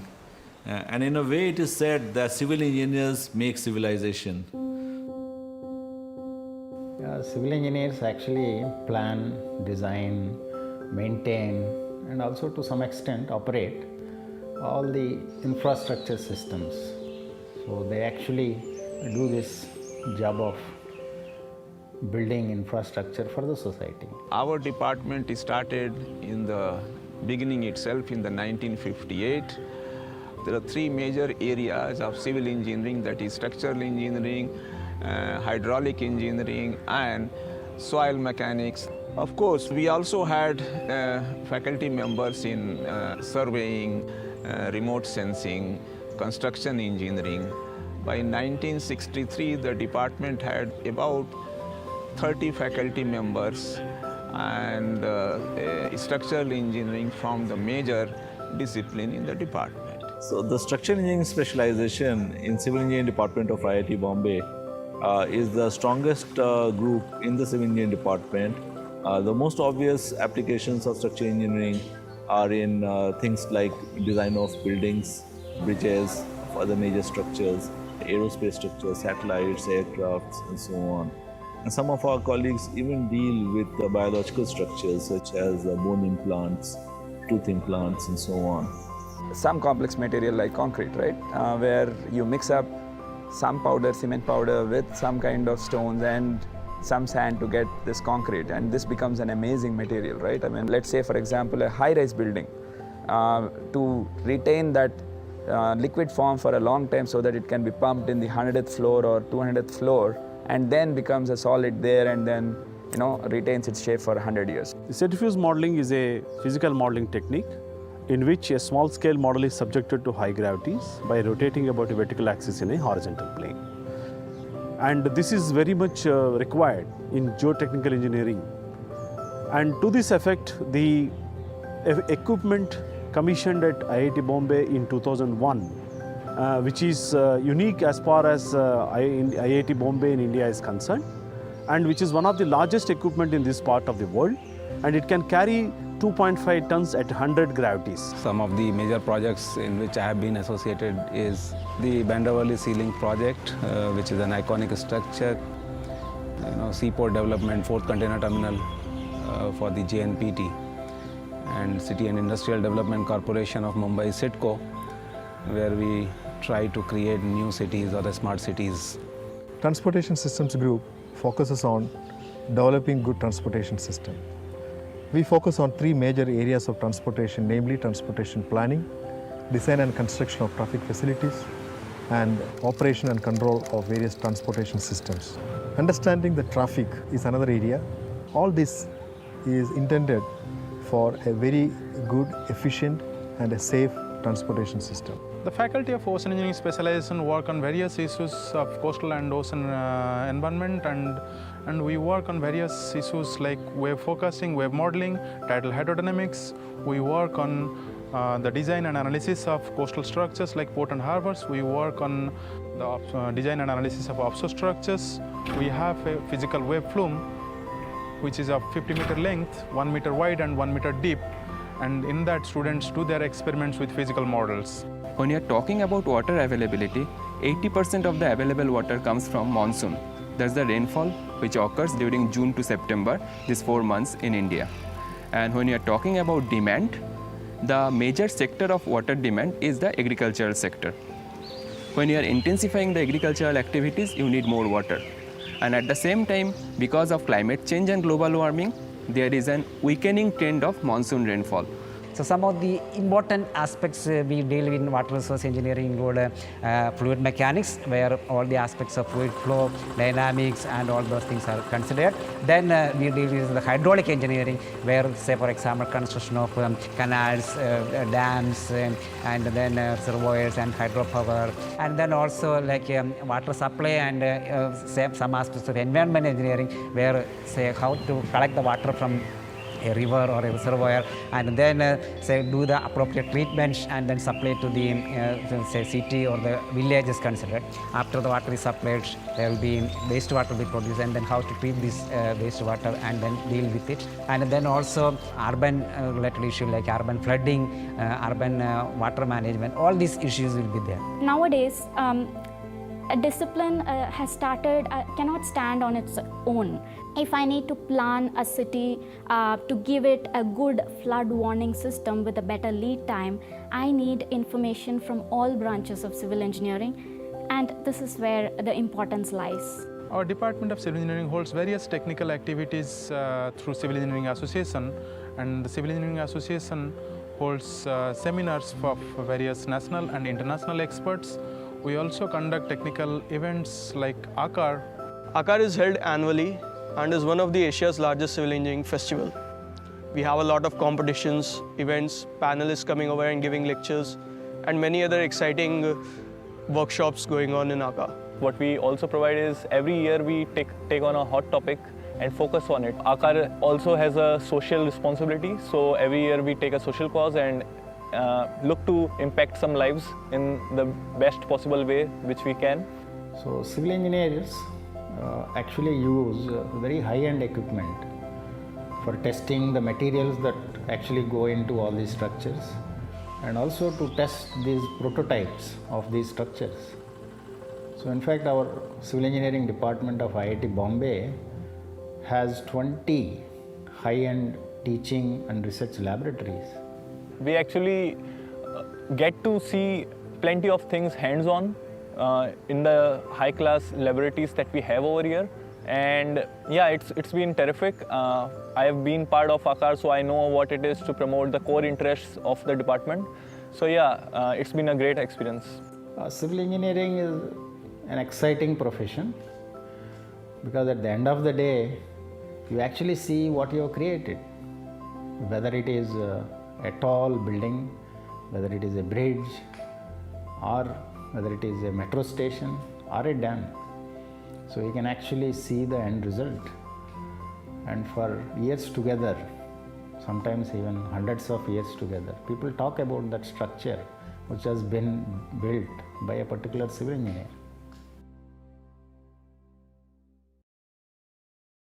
This is Nagendra Velaga, and I am from Civil Engineering Department, working here as a professor. Civil engineering is one of the oldest engineering disciplines.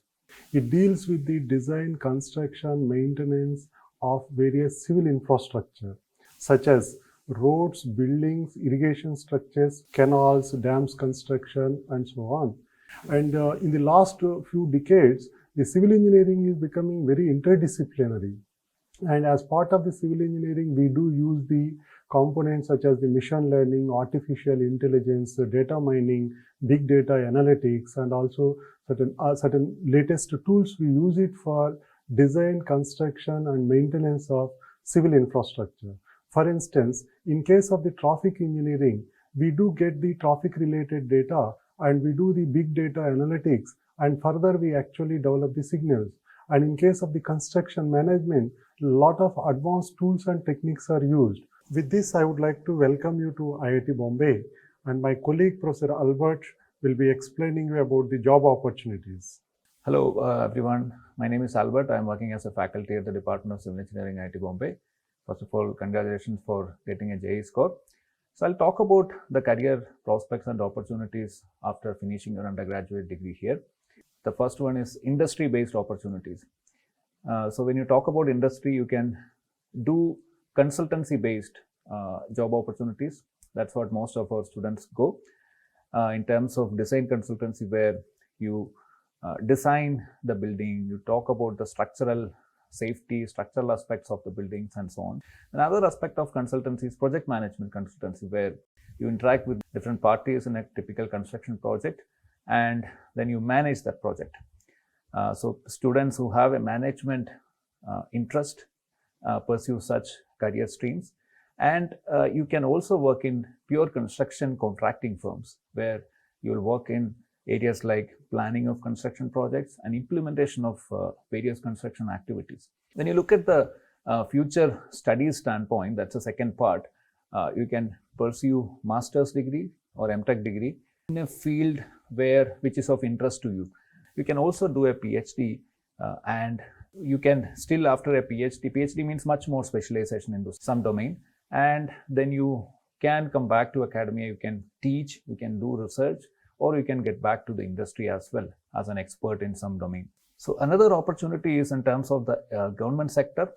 So you can write engineering services and you can be in the leading friend from the government side in terms of civil engineering related projects and civil engineering related departments and so on. So there are a lot of career opportunities as being an undergraduate student here at IIT Bombay. So welcome you to IIT Bombay and see you here. Computer science involves building suitable models of the real world so that they can be processed to find good quality answers in reasonable time. These days, computing is moving to clouds, making much larger volumes of data available, opening up newer applications. Every time you travel in a train or an aeroplane or a rocket goes up in space, there are several software and hardware systems that ensure that everything goes right. How do we ensure that these systems never malfunction? We try to answer such questions by building mathematical models of systems, expressing properties in logic, and building algorithms to automatically verify these properties. Theoretical computer science is a field that deals with fundamental questions such as what can and cannot be computed and how efficiently. Our department has a diverse set of researchers working in various aspects of theoretical computer science, such as optimization, complexity theory, cryptography, and graph theory. Internet technology-based communication is the centerpiece of the digital information age. In our department, researchers in this domain of networked computer systems work on various aspects of this area. We design protocols, the language of bits and bytes used in communication networks. We tell a computer what to do by supplying it a program. Researchers at IIT Bombay are working on ways to make the programming process more convenient, on speeding up the execution of programs, and on making sure that they run with as little memory as possible. The world is awash in data today. How to store and query data is the focus of our research. Our research has had significant impact. Well, so the field of artificial intelligence considers how agents can sense, think, and act in the real world. The field has really blossomed in the last 10 to 15 years, thanks to the availability of large amount of data, faster computers, and so on. But that doesn't mean there aren't any challenges left. It is sometimes said that AI can play chess better than human beings, but it doesn't have the common sense reasoning of a 3-year-old child.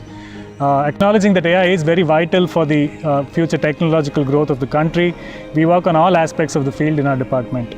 List scientists along with the musical instruments they played. What's the typical battery life of a Lenovo ThinkPad? How many countries in the world have more rivers than Brazil? I am building systems that deeply understand the structural intent of such queries and then use knowledge graphs and unstructured text to answer such questions accurately. At the CSE department in IIT Bombay, we study many aspects of computer graphics. Like we model how rays of light bounce around in the real world to create colors in images. We develop computational tools for rapid visual exploration of geometry and shape spaces to aid design. But we have to go beyond generating images. We need to understand images. An example of image understanding is in your mobile phone, where your face is automatically recognized and you are authenticated. But we can do other applications, such as in the hospital, where a doctor is assisted in identifying cancerous cells in histopathology images, or even in the entertainment industry, such as the mudras of a Bharatanatyam dancer. India's emerging economy requires automation in the fields of agriculture, healthcare, transportation, and so on. IIT Bombay's CS researchers are contributing to this effort. Examples are the T10KT project, which involves training teachers in other colleges. Second is the E-ENSLA project, which involves establishing robotic labs in several colleges across the nation.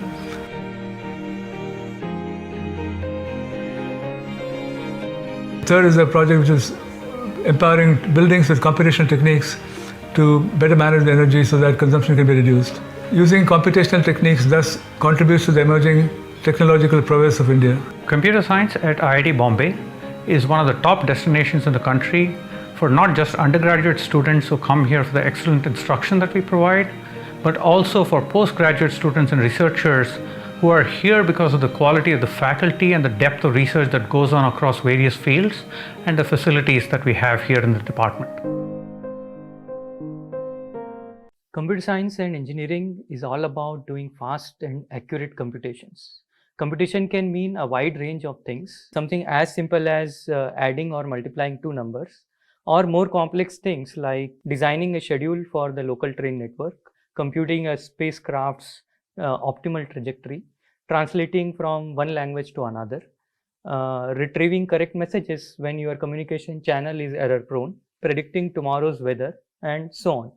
Behind all these computational tasks, at a fundamental level lies logical reasoning and mathematics. If you like these subjects, then you will find computer science quite exciting. The UG CSE curriculum at IITB consists of a set of core courses which introduce you to the basics of computer science, a large number of elective courses which you can choose depending on your interests, and other courses in basic sciences, humanities, management, design, etc. You have a lot of flexibility in choosing courses. You can either go for the breadth, taking courses in many different areas, or go for the depth, taking basic to advanced courses in one area of your interest. Computer science courses can be broadly classified into three streams. The first is computer systems courses, where you will learn things like how computers are designed, what are the internal mechanisms that work between the computer interface you see and the basic electronic components a computer has, how email works, how the internet works, how large amounts of data is stored and accessed, how programming languages are designed, and how computers understand them. The second kind of courses are about the mathematics and the theory behind how computer works. They deal with questions like what kind of things can a computer compute and what they cannot compute, how to design fast algorithms and correct algorithms for various computational tasks. Are there any limits on how fast something can be computed? How do we guarantee that a program or a software application works correctly as desired, and how can we test that? How do we ensure that our communication is secure? How can we ensure that our data is kept securely? In particular, these courses train you to think and communicate in a mathematically rigorous way. The third and the most popular stream is that of artificial intelligence, machine learning, and data science. At a very high level, it's about making computers think like a human, make decisions like a human, understand languages and images like humans do these things even faster and more accurately than humans. Some of you may find it surprising that foundations of this stream are built heavily on mathematics, more specifically on probability, calculus, statistics, and matrices. Our courses cover these foundations, will also provide you training to use AI/ML tools for real-life applications. Coming to the future prospects, there are many exciting job opportunities across many different areas of computer science, where you will build large-scale systems in companies or work in cutting-edge AI/ML companies, or you can start a company based on your own idea. There are also fantastic opportunities in non-CS areas that use CS concepts, like writing algorithms that can do trading in financial markets. Another great option is, of course, to go for higher studies and pursue research in a specific area, eventually building a career in industry research labs or academia. Finally, while computer science is naturally one of the most preferred branches for many students, it is also important to see which subjects align best with your aptitude and interests. We hope that you will make an informed decision to make the best use of diverse opportunities IIT Bombay provides.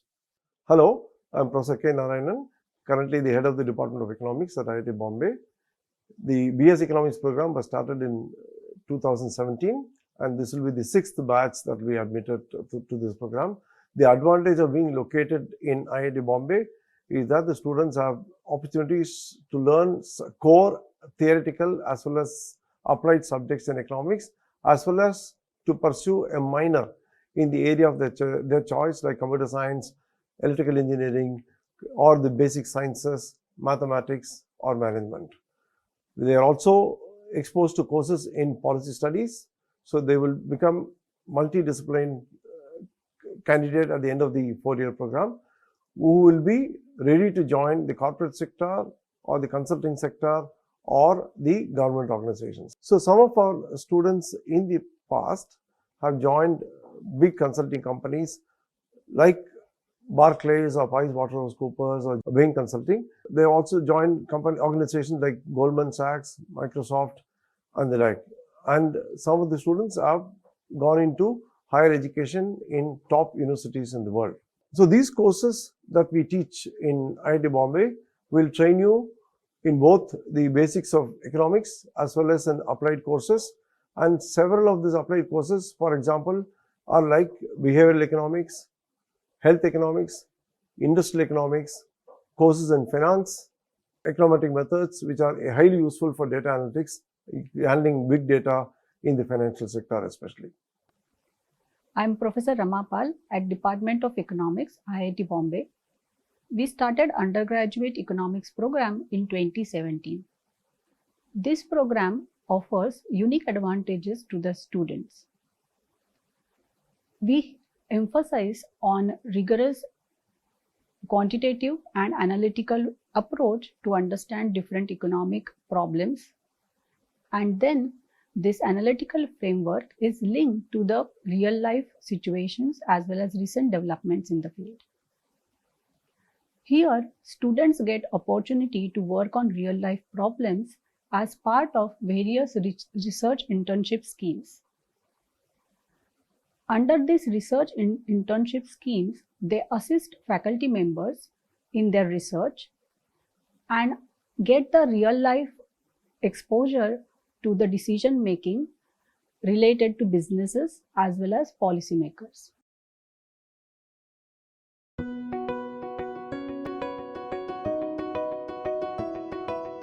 First of all, we will be inducting students directly from joint entrance examination, and in first year they will be taking courses with other engineering students in math, science and other subjects.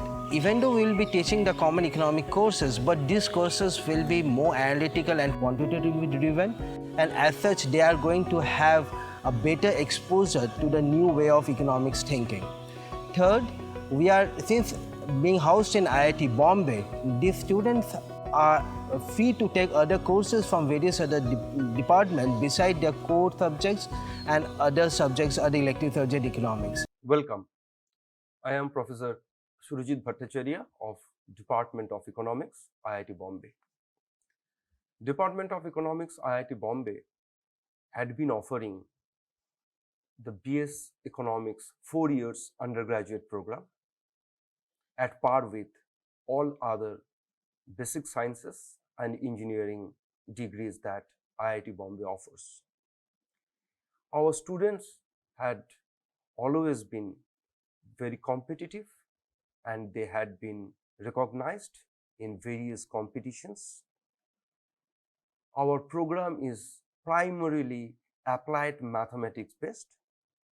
It's highly grounded to the theoretical concepts, and therefore in the subsequent years our courses are majorly applied, where we train our undergraduate students to use the tools of mathematics, econometrics, statistical methods into real-world applied problems. Some of our students have directly got into KU Leuven, Wharton, IIM Lucknow for their future higher degrees, and many others have got into the top-ranked private corporate houses. We wish that people who will be joining this program are willing to take the rigor and analytical methods that we would like to impart upon them. Thank you.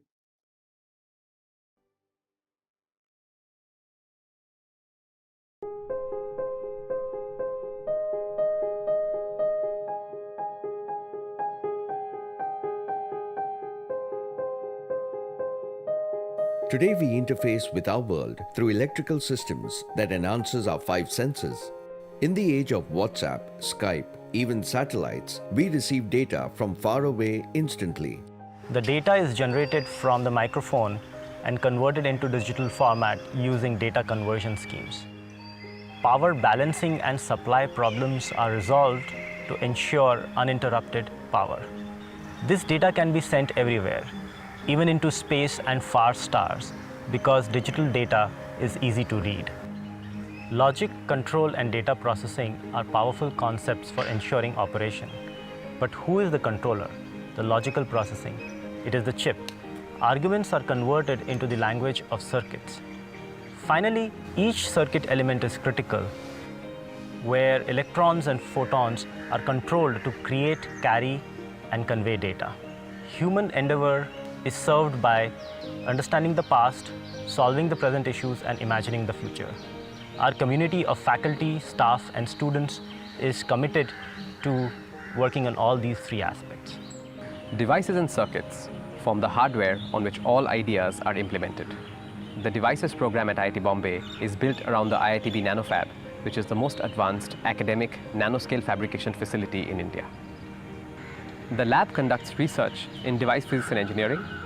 We typically start with device design to account for nanoscale and quantum effects, materials growth and characterization, and then finally, nanoscale device fabrication and testing. The key focus for research and development are devices for logic and memory, neural networks, power switching and high-frequency devices, optoelectronics and MEMS, and spintronics and quantum computing. Photovoltaics is another key area. In fact, we host NCPRE, which is the National Center for Photovoltaics and Renewable Energy, the largest photovoltaics lab in India. We live in an analog world. Our RF analog mixed signal circuits group at IIT Bombay specializes in reliable extraction and conditioning of really tiny signals with high fidelity in an extremely noisy environment, and then convert it to digital for further processing in a standard CMOS technology. We are developing RF system on a chip, SoC, for India's own GPS program called NAVIC. Our focus is on high-performance integrated circuits for optical communications, biomedical, agricultural, as well as ultra-low power sensor network applications. Our faculty is pushing the research envelope all the way from antennas to digital signal processing as well as the processors. We are on the forefront of developing technologies which will support the industry ecosystem as well as solve the India-specific issues. Control is about analyzing and synthesizing controllers that achieve automatic control of a given system with respect to a given performance objective, like for example stability, minimum fuel consumption, etc. Increasingly, controllers are being designed using computational software packages that can simulate and design controllers based on various criteria. This has made computation central to the control problem. In Control and Computing Group, we deal with analysis and synthesis of controllers for various classes of systems with emphasis on both theory and applications. The group's research and experimental facilities include outdoor multi-UAV platforms, lighter-than-air platforms, high-performance computing facilities, autonomous driverless vehicle testing facilities, etc. The group members work in close collaboration with other engineering disciplines that include power systems, energy systems, avionics, haptics, etc. In summary, the Control and Computing Group is one of the leading research entities in control, both within this country and internationally. The electricity sector is rapidly evolving to accommodate a high penetration of renewables, advanced communication and control technology, as well as new power electronic devices for high voltage applications as well as renewable integration. The PEPS group at Electrical Engineering is actively involved in the research and associated development. Our group has developed softwares which are being used by regulators as well as utilities. PMUs developed by us are deployed in fields. We have also developed real-time simulators for educational purposes as well as low-cost power electronic converters for rural applications. We believe that our contributions will go a long way into ensuring a smart, secure and sustainable grid for the future. In the past few decades, we have witnessed a revolution in the field of telecommunications and networking, and our department has been contributing to this revolution in terms of academia, research as well as policy. We have several faculty members and laboratories focusing on areas such as signal processing, fiber optics as well as wireless communications. Many of our projects are motivated by practical issues rising due to the lack of connectivity in the country. For instance, one of our projects focuses on providing voice and data connectivity to rural areas which have traditionally been deprived of these services. As a result of this project, several villages now have access to cheap data and voice connectivity. Electrical systems are everywhere. Every day, new solutions enable humanity to progress towards a better future. These solutions are invented by smart engineers in a creative ecosystem. Our department equips students to be such agents of change. We invite you all to be a part of this adventure. Hello students, my name is Rajesh Jhele. I am professor in electrical engineering at IIT Bombay. I would like to tell you all about our department of electrical engineering. Let me tell you first about myself. I did my Bachelor of Technology in Electrical Engineering from IIT Bombay long time ago. I worked in the industry for a couple of decades, and after that I have come back to IIT Bombay as a professor. Generally, the students have a question in their mind about electrical engineering, what electrical engineering is. And you tend to think that electrical engineering means big machines. But electrical engineering by definition means something a lot more than that. Any device, any component through which electricity flows, the study and design of those topics is all about electrical engineering. So it just doesn't talk about only big machines, but also nanoscale devices, all the way to quantum computers. Our department is the largest electrical engineering department in India. We have about 1,300 students on roll and about 70 faculty, and they're growing. The average age of our faculty is about 45, and that tells you that we are a very young and vibrant community as teachers for you. The department has R&D focus, and we have about sponsored research about 225 crores in last 5 years. We have various high-profile labs in the department, which contain many center of research and excellence in the department. We give a lot of emphasis on publications and patents, as well as we take pride in our teaching techniques. Let me tell you 6 different specializations in which our department is focused on, but that doesn't mean we are limited to only these specializations. The first one is a power electronics and power system. As the name suggests, this is one of the most important things in the coming years for India as such. all our devices, everything works using electrical power. And this particular specialization focuses on generation as well as design of these systems and machines. There is a R&D support that we provide for national electrical power infrastructure. We not only deal with electrical machines, but also lately it's been an important area in the design of electrical vehicles that all of you are aware of. We also focus on solar power because that's the next solution that we are looking at for our increasing demand in power. The second specialization is communications and signal processing. In this area, we deal with wireless communications, microwave RF antenna signal processing, fiber optics, photonics, communication networks, and computer vision. Media and image processing are also part of this specialization. We have various high-profile labs in our department, including antenna and microwave lab, Bharti Center for Communications. The third area of specialization is control and computing. This deals with mainly automatic control, computational method for system theory, cryptography, coding theory, and dynamical system. The fourth area of specialization is electronic systems. In this area, we are focused on building large systems using the components which are available. This involves embedded system design, signal processing, biomedical electronics, electronics instrumentation, as well as audio and speech processing. Many of us build systems. We have PCB labs in our department to do all these things. Fifth area of specialization is ICS, Integrated Circuits and Systems. This involves development of integrated circuits. Specifically, you must have heard about shortage of semiconductors during the COVID times. And this is one of the very important areas of research for India in upcoming years. And in this specialization, we do design and development of integrated circuits, specifically microprocessors, architectures, then design, test, and verify these large digital systems. We also focus on RF millimeter wave integrated circuits design for communications, navigation, imaging applications. We also have photonics IC design, wireless and wireline communication IC design, biomedical applications, and agricultural applications IC design. So if you like to work in this area, our department is one of the strongest departments. The sixth specialization is solid state devices. In this, we deal with actually building devices in the lab and all the various steps you have to take to build these devices. So our professors are experts in that area. We have our own lab called NanoFab in the department where you can experiment. So starting with nanoscale technology, we are building devices in the lab. We are doing quantum computing related research. Also neuromorphic computing is done in our department. We also have a very strong focus in artificial intelligence and machine learning in our department.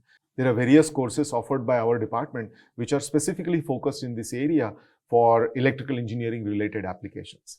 In summary, I would like to leave you with one message. That is, if you like to build things with your hands, program them, code them, then electrical engineering department at IIT Bombay would be the right choice for you. Thank you very much. Energy is required for all activities of life. The challenge before us is to provide an increased level of energy services because there is a direct link between energy services and standard of living. We have to do this in a fashion that is more affordable and sustainable.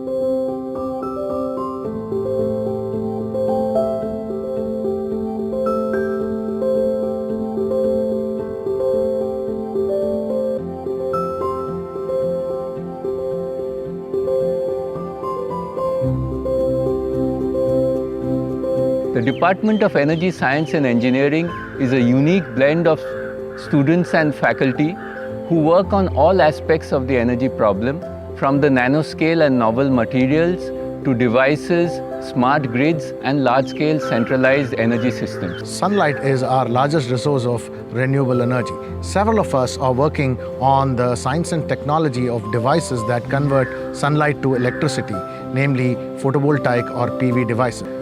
There are people who are working on the development of new and improved materials like perovskites and chalcogenides, as well as synthesis techniques to make them cheaper. In addition, we are also working on the direct conversion of sunlight to fuels, as in a photoelectrochemical water splitting cell. Nearly all consumer electronics nowadays use lithium-ion battery due to its super energy and power performance. But we are interested to have our mobile phone to run for a week in a single charge. An electric car should be charged in 5 minutes and run for 500 kilometers. But looks like this one is unrealistic now, but can be possible if you change your electrode design, if you change your advanced material design, also manufacturing process. At IIT Bombay, our team is working on these perspectives. So we have several groups that work on the mathematical modeling of chemical and physical processes, and these are first principles models. And we look at length scales all the way from angstroms to meters. So using one such model, we've been looking at analyzing how a particular material catalyzes the fuel oxidation reaction in a fuel cell anode. And using this understanding, we can now propose better materials and test them, at least on a computer. Renewable energy is intermittent in nature, and this poses significant challenges to the grid stability and power quality. We work on designing systems that ensure that the power quality and the grid stability is not compromised in a high renewable environment. We also work on design, control and development of highly efficient, low-cost power conversion systems for solar, wind, electric vehicles and microgrids. The Department of Energy Science and Engineering at IIT Bombay is a fun place to be. As a part of my first course in energy, I used a solar cooker along with my friends to make a meal. In my second year, I was part of a team in which we built an autonomous underwater vehicle, and I spent many late nights designing and debugging the boards of the team. In my third year, as a part of a research project, I got to see how lithium-ion batteries that are used in our phones are fabricated. In my fourth year, I did an exchange semester at Denmark, where I got to see an offshore wind power plant, as well as interact with many people working in the energy sector. Over half of India lives and works in our villages, and their energy needs are quite different from ours. So one problem that we work on is improved design of biomass cook stoves. We work directly with communities in Maharashtra and use their feedback to improve the design of these cook stoves. Children in our villages can find it difficult to study in the evenings because of unreliable access to electricity. A team from IIT Bombay has implemented a large project for scalable distribution of solar-powered study lamps for rural school children. This is a unique project that targets local manufacture and distribution, thus strengthening the rural economy. We have very strong links with industry, including joint research projects, industry-sponsored laboratories, as well as industry-sponsored chair professorships. The energy systems are in transition. We are moving from a large centralized fossil fuel driven energy system to a more renewable and sustainable energy system. This transition offers several challenges and opportunities. Our department plans to help manage this transition and provide leadership in education and research to develop sustainable energy systems for the future. So you're probably wondering why you should choose the Department of Energy Science and Engineering and what advantages that this department will offer compared to other disciplines. So I'll list out a few important points which I hope will convince you to enroll for this program. So one is that there are two major factors that are currently driving this sector. One is the depletion of hydrocarbon-based energy resources like oil and gas, and the concurrent effect this has had on the climate change that we are noticing around us. So there's a global effort going on currently to find out ways to reverse the complications that have arisen from these hydrocarbon-based energy resources. This has driven the development of new energy technologies, cleaner and alternative and sustainable energy technologies such as solar PV and wind and hydrothermal and biofuels based. And the sooner we adopt these technologies, the better it will be for not just the economy of this country, but also for the health of life on this planet in general. So if you have a burning desire to make a contribution to this humanity as well as life on planet in general, then you should consider being trained for this energy sector. And this would enable you to make a contribution, and those who can make a contribution would always be in demand in the foreseeable future. Okay, so this is one. Second, so this discipline is very interdisciplinary. If you take any one such example, such as solar cells and batteries, you'll be trained in not just the physics and materials aspects, but also the electronics, the electrical circuitry, the thermodynamics, the heat transfer parts, and also energy policy and planning. So there are multiple skill set that you would be gaining if you enroll for this discipline. During the course of the study, if you like some particular aspect, I strongly encourage students to enroll for other courses in other disciplines, such as in electrical engineering or mechanical engineering, and even School of Management. You can get a minor in these disciplines as well. So in that sense, we are very flexible. You'll be gaining a wide skill set if you enroll for this discipline. And the third part is because this sector is in high demand and the government and companies are pouring money into the research and development of these alternative clean and energy technologies. So there are plenty of jobs in the market, and we have a very good record of getting of the students getting placed. And also, if you're interested in higher studies like masters and PhD, it's relatively easy at this moment to find positions in India and abroad. Okay, so these are three important factors.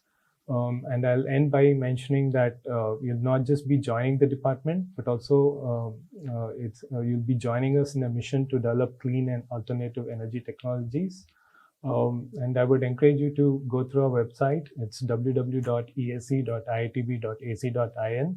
You can also just Google search our department and Department of Energy Science at IITB, and the first link is our department's link. And so you can go through the department, you'll find a list of faculty, the course curriculum. If you have any doubts, feel free to write to me. My name is Karthik Sasihitlu, and I'm listed in the faculty in the department.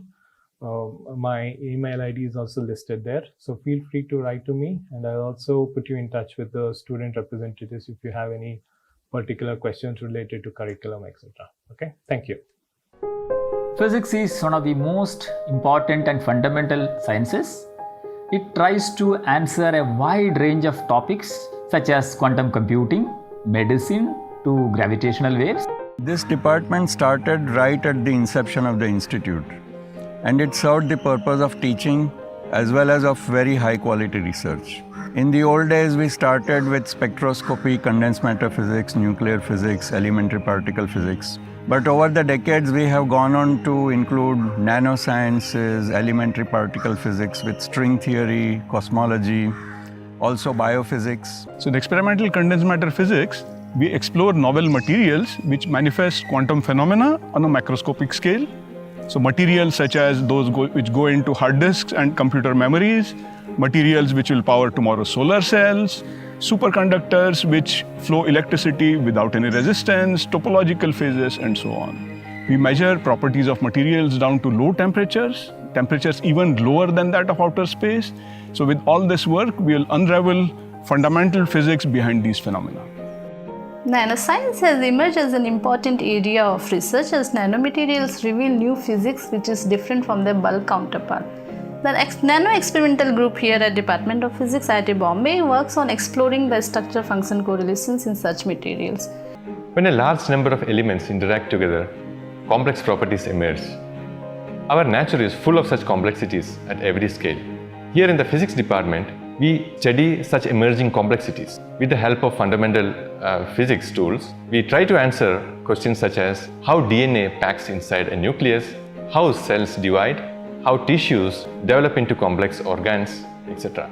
The area of photonics deals with the science of light and its manipulation. We investigate how interactions of light with matter can be used as tools to solve today's real-world technological problems. For example, spectroscopy is used to analyze materials of different kinds. Nano-optics deals with scaling down technology to very small dimensions, and ultra-fast optics focuses on studying events happening in the atomic and molecular timescales. In theoretical condensed matter physics, what we do is to develop and use advanced theory and computational algorithm to understand the behavior and different properties of novel materials. In a nutshell, this basically involves utilizing the concept of quantum mechanics to understand different condensed matter problems at various time and length scales. The Astronomy, Cosmology and Gravity group works on black hole physics, early universe cosmology, multi-messenger astronomy, gravitational wave detection, dark energy and galaxies. The group primarily contributed to the detection of gravitational wave by LIGO-Virgo detectors, which received Nobel Prize in 2017. It also did the follow-up observation of the golden binary, which was the neutron star binary system, with the Indian Astrosat mission. The Experimental High Energy Physics Group at IIT Bombay is involved in ALICE and CMX experiment at CERN, designed to study heavy ion collisions and proton-proton collisions at LHC energies. We here are primarily concerned with studying the properties of quark-gluon plasma and heavy ion collisions, which mimics the matter formed at early phases of universe. Where does the spin of the proton come from? What gives neutrinos their tiny masses? What is the mysterious dark matter particle that appears to make up most of the universe? Does the top quark play any role in the Higgs mechanism? Are there any as yet undiscovered symmetries of nature that govern the rules that fundamental particles obey? Is string theory the correct description of nature at its most fundamental level? The Theoretical High Energy Physics Group of IIT Bombay is trying to answer these fundamental questions about our universe. Answering these questions is expected to result in a better world for all of us. Our alumni have gone on to occupy very important positions in academia and industry. They have become innovators, professors at major universities, and even administrators. To an undergraduate like me, the 4 years I've spent in the Department of Physics has been nothing short of awesome. The unparalleled support for exploring, coupled with the well thought of and well maintained facilities, makes us gravitate to the department building. The computer room, the library and the seminar room become symbols of our existence. The department has been the shining light that has lit up the path ahead for all of us, making us who we are and who we become. So welcome to the counseling session for BTechs in Engineering Physics. This presentation covers curriculum, research, industrial outlook and professional opportunities for folks pursuing the engineering physics program. So when one considers physics, physics is built on a bedrock of mathematical methods, and in this department we train you to understand mathematical methods alongside pillars of physics that you perhaps have pursued already in your high school. Classical physics, which is the motion of rocks and moving liquids, for instance, is something that we discuss in great detail. Quantum physics, perhaps, that you've been introduced to as the discussion of atoms.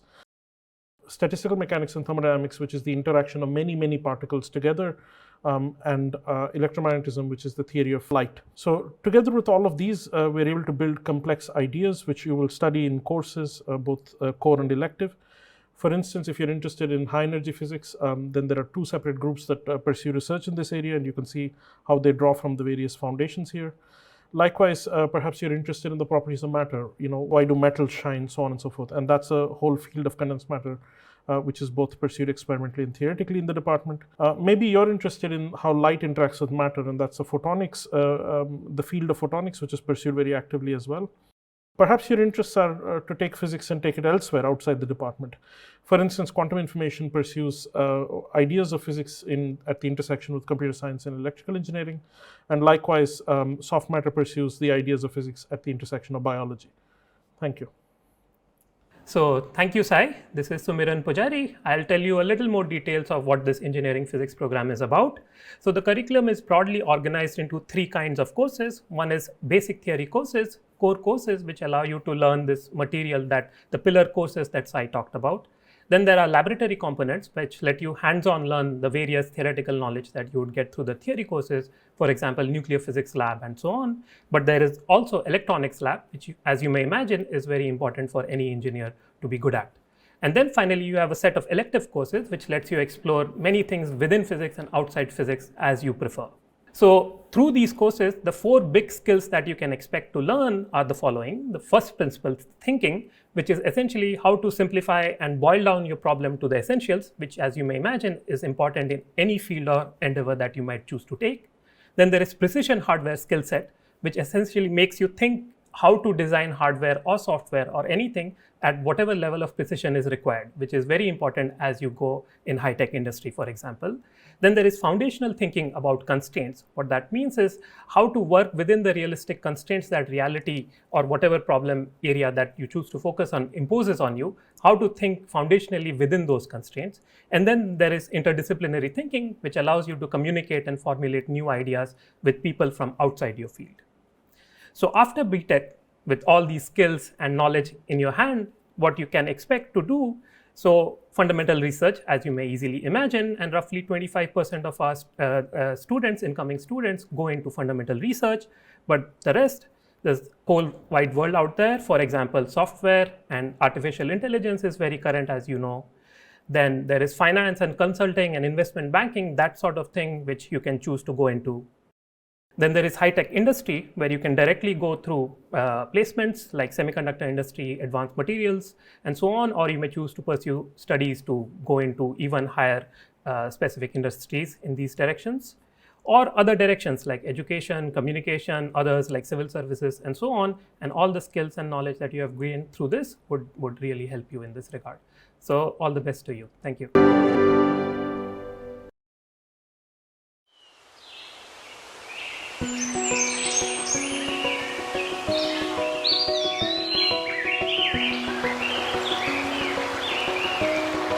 Environment is everything that surrounds us.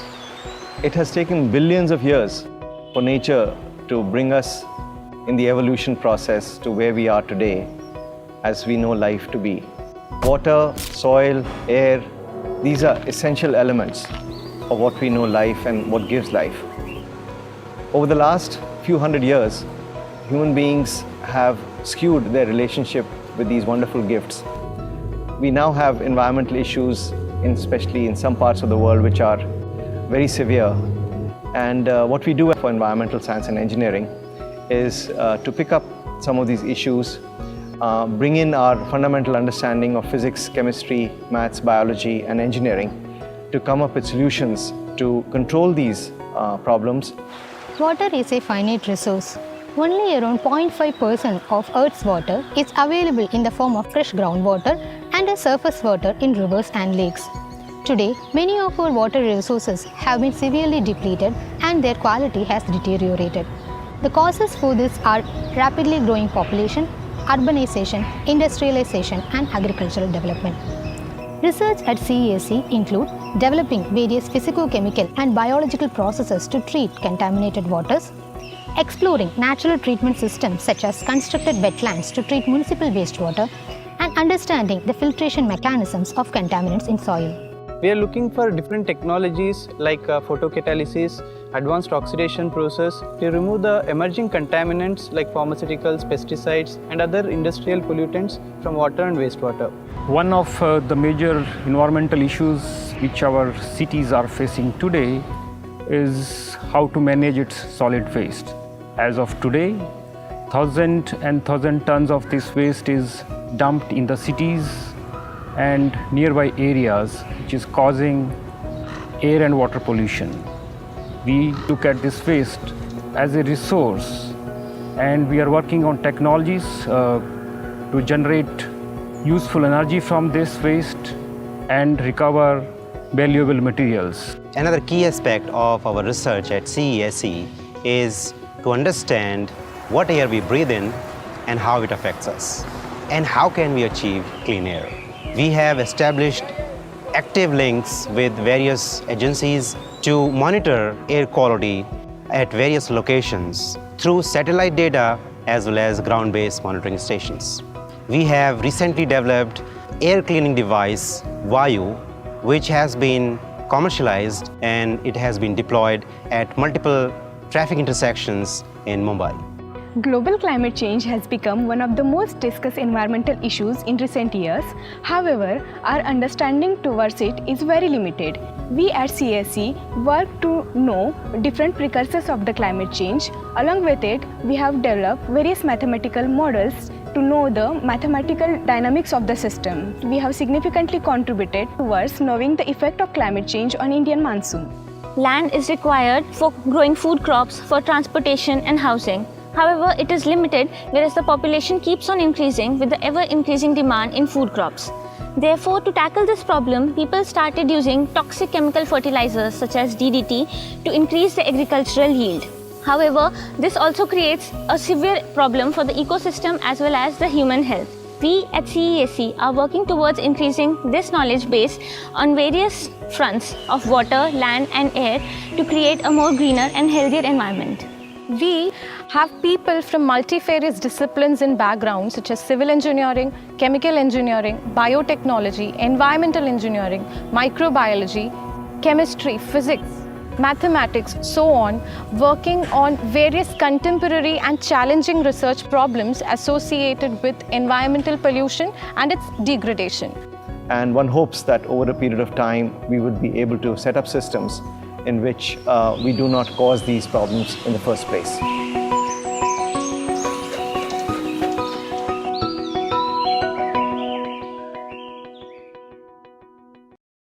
Hi, I am Professor Manoranjan Sahu, currently Associate Professor in Environmental Science and Engineering Department. So, Environmental Science and Engineering Department is one of its first academic units in India that initiated environmental science and engineering education. And it was established in 1977 as an interdisciplinary program and later established as a center in 1985 and then got the department status in March 2019. Our department offers several academic programs: BTech, MTech dual degree, MSc, PhD dual degree, MTech and PhD programs.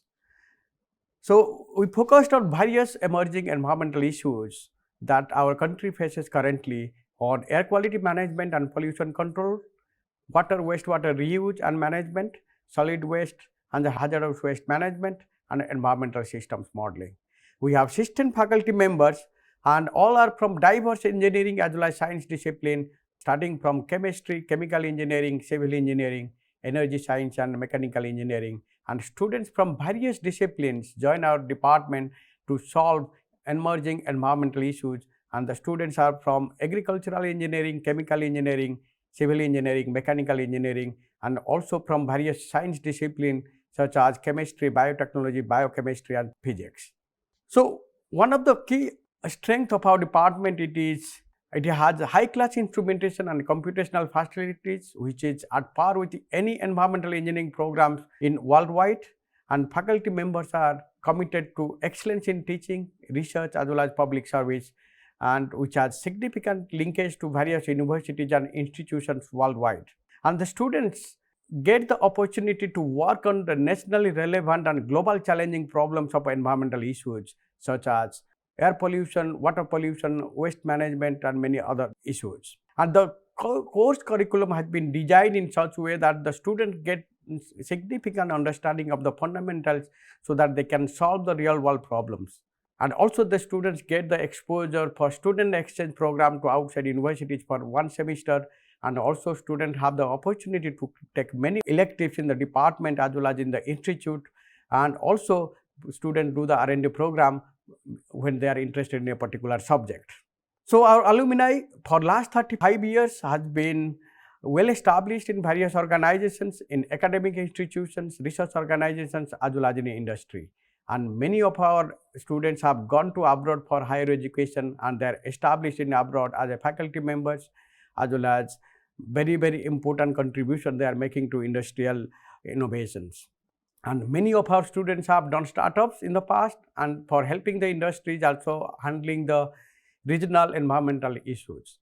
And the students have also emerging areas such as data science, AI, ML applications to environmental engineering. Let's look at the statistics of our department dual degree students. The students have been placed in various organizations starting from core environmental engineering to other organizations just like consulting, and to name some of these, they have been placed in Shell, ONGC, Tata Projects as a core environmental engineers.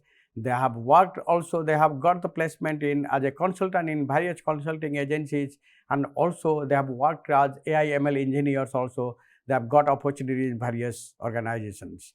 So these are some of the major recruiters of our students, and the placement statistics for last year is the placement is more than 95%, and the median salary has been around 15.5 lakhs per annum. And these are also the students get the enormous amount of opportunities do the internship in their third year and fourth year, and these are the list of the companies our students have done internship over last several years. And some students which are interested in research, they are also published research papers in the journals as well as in book chapter, and some of our students are also presented in international conference about the research findings. Thank you, and we are looking for you to join our department and join with us to help us to solve the real world environmental challenges. Thank you so much.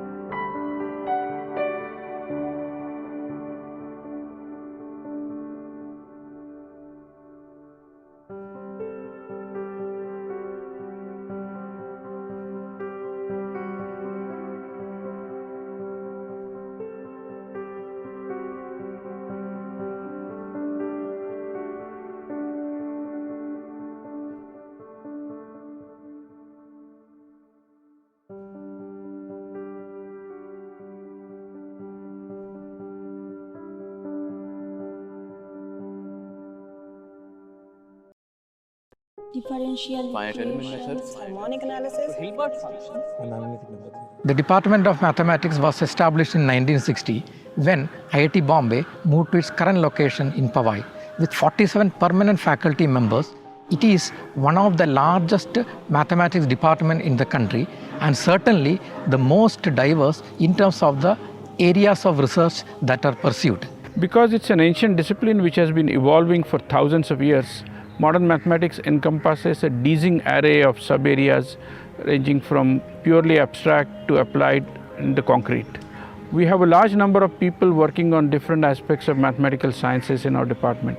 The study of partial differential equations is often motivated by questions in physics and engineering and finds applications in areas as diverse as plasma physics, aerospace science and weather prediction. Research in the geometry and topology group encompasses algebraic geometry, topology, Lie groups and coding theory. Problems in number theory are often easy to understand, but the solutions involve deep ideas from algebra analysis and geometry.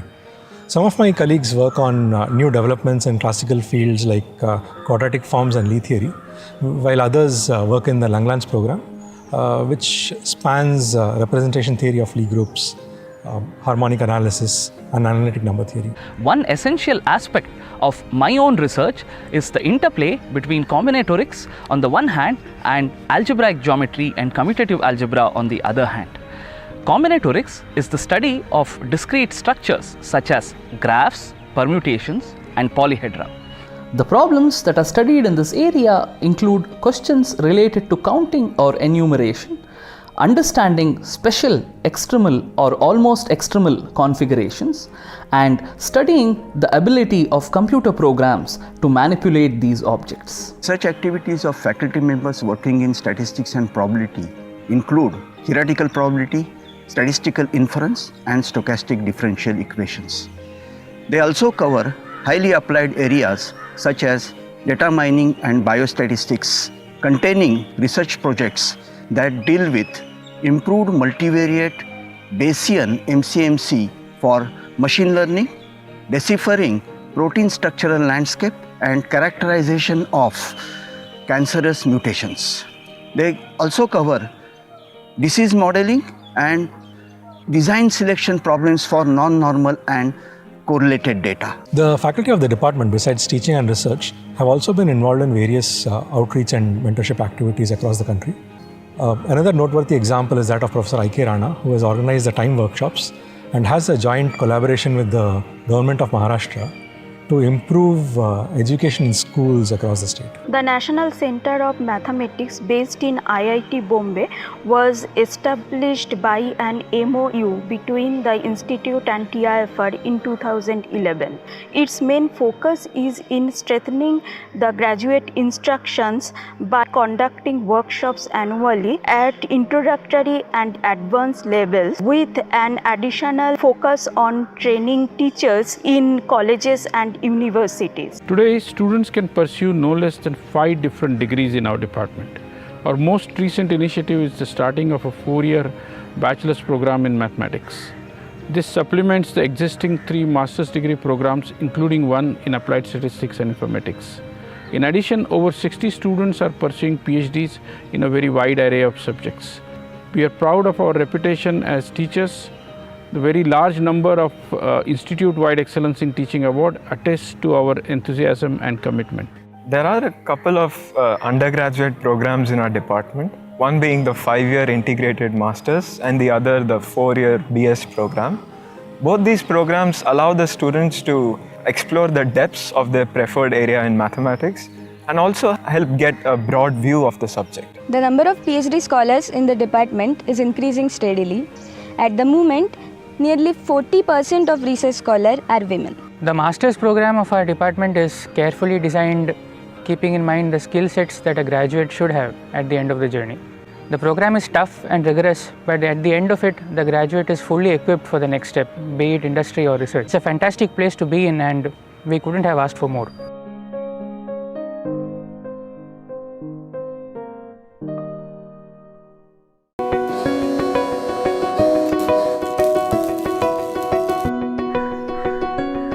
There are some machines which use natural resources like fuels to produce power. There are some machines which use this power to produce other machines.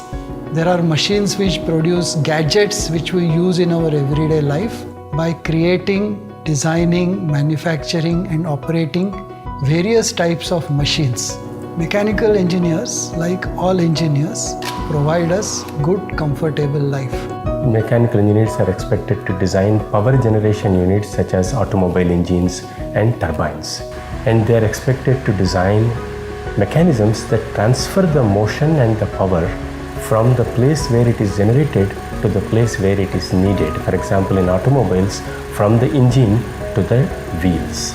They are also expected to manufacture these. So they are expected to design forging presses, other manufacturing process like casting for metals as well as plastics, because all types of materials are being used in engineering nowadays.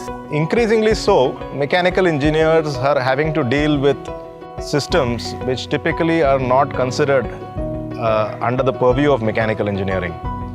For example, today's automobiles utilize a huge amount of electronic controls, and the algorithms that run these controls are driven by understanding of the behavior of mechanical systems.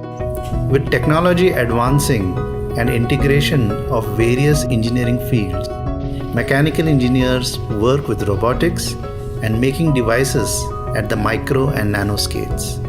These are so-called MEMS or micro electromechanical devices. Mechanical engineers are increasingly getting into biomedical engineering, especially medical device innovation. In our lab, we get doctors from various hospitals who come to us with unmet clinical requirements. We put groups of researchers from multiple disciplines like mechanical, materials, electrical, electronics, computer science, software, industrial design to solve the problem. In the last 2 years, we have developed almost 140 different medical devices, filed about 25 patents, and about 9 or 10 of these are already in hospitals or in industrial practice through startups or entrepreneurs. Mechanical engineers are working with complex biological systems such as biomechanics, bone replacements, blood flow, and effect of radiation on human tissues. We in the Department of Mechanical Engineering have a group working on advanced manufacturing. As a part of that, we have a center known as National Center for Aerospace Innovation and Research, working for developing aerospace technologies in the area of manufacturing. Currently, India is undergoing a phenomenal transformation. We feel that our technologies and our innovations will play a major role in developing the economy for the country. The primary focus of our work is development of the next generation of propellants. We have chosen the cage hydrocarbon family from where we choose these compounds. They can serve as fuels, as oxidizers, as binders for solid propellants, any role. For fuels, we are trying to put them inside a gas liquid rocket chamber and burn them out so that we figure out what is the thrust, what is the specific impulse, and how good that propellant is. Traditional topics of heat transfer and fluid flow are seeing investigation of complex flows in rarefied gases, visualization of flow using optical techniques, study of two-phase flow, and cooling in nuclear industry, as well as one of the most challenging heat evacuation problems of today, that is heat removal from computer chipsets. The quest to achieve lower and lower temperatures leads mechanical engineers to the field of cryogenics that is extremely important in space and fusion-based applications. Machining is getting more and more complex, and engineers are working in precision and micro-manufacturing areas, as well as machining of complex alloys. Complex parts are being made using powder metallurgy and 3D printing. Finally, in the modern world, engineers are driven to develop and test newer materials with complex properties. And here, mechanical engineers work at the bridge between mechanical engineering, material science, and physics. We are still making machines, but they are getting more and more complex. We are still removing heat from devices, but these may be at the micro and nano scales. We are still reducing friction in fluids and in complex machine parts. And we are dealing with devices that were unthinkable even a decade ago. And all this to improve machine productivity as well as human productivity. So in our department, we have broadly 3 divisions, which is thermal, design and manufacturing engineering. But a lot of research happens in a mix of all 3, interdisciplinary research. So for example, if you're watching this video on a computer or a mobile phone, all 3 disciplines are important to be able to design such devices. For example, if you see, this is a laptop cooling fan, and all 3 divisions of mechanical engineering and also other subjects have been used to be able to design and ensure that your laptop doesn't burn. So in our department, we have a lot of core courses, both theory and lab courses. And apart from that, we also have a lot of elective courses. And a lot of our research is aligned with those elective courses. For example, I work on something called magnetohydrodynamics. That subject involves amalgamation of fluid dynamics with principles of electromagnetism, which you may have studied during your JEE. So mechanical engineering in general is considered as a very conventional, very traditional department. But as Professor Ranjan has already mentioned, the applications of the department are quite interdisciplinary. So let's take the design engineering stream within mechanical engineering, for instance. Typically, when somebody talks about mechanical design, you would think of beautifully 3D rendered models of cars or machines. But that's not all that is done. You know, there are actually faculty working on controls of robotic and mechatronic systems within the design engineering stream. And I work in the field of biomechanics. So I take very simple mechanical principles and apply them to the human body. And then we do a lot of interdisciplinary research along with surgeons and physiotherapists to make new medical devices or to change certain rehabilitation protocols. And this is also true for the third stream of mechanical engineering, which is manufacturing engineering. You know, the faculty involved in the manufacturing stream actually work in very novel fields like laser manufacturing, micro-nano fabrication, as well as operations research. So another highlight of our department curriculum is that there's a compulsory or core course on AI/ML. And in addition to that, a lot of other courses which have computational aspects. So you'll be getting a chance to learn a lot of coding in C++ and Python, and also some other softwares. And a lot of faculty are working with companies like DRDO, ISRO on projects of national importance. Apart from that, the student teams are also very active. There's a team called IITB Hyperloop team, then IITB car racing team, then satellite teams. They're also very active in the department. Apart from that, one faculty was even involved in consulting for this film called Rocketry, which some of you may have watched.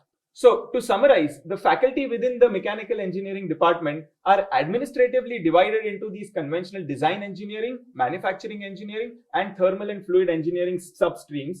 But the interdisciplinary research and education going on in the department transcends these departmental boundaries. So mechanical engineering BTech in our department will prepare you for several core or semi-core opportunities. For example, industries like automotive industry, energy, aerospace industry, manufacturing industry. These are some of the industries where our graduates have landed up in. If you are interested in pursuing higher studies, the breadth of topics covered in mechanical engineering gives you a very strong foundation to either go deeper into the subject that you like within the field of mechanical engineering, or to switch your departments. For example, I myself was a dual degree BTech plus MTech from mechanical engineering, and I switched my branch to bioengineering and pursued a master's and a PhD there. So you're welcome to look at our department website for more details. And congrats to you once again. And we sincerely hope that you choose our department to pursue your BTech studies. Thank you. So in this entire world, if you see, all these engineers have expressed themselves through the medium of materials.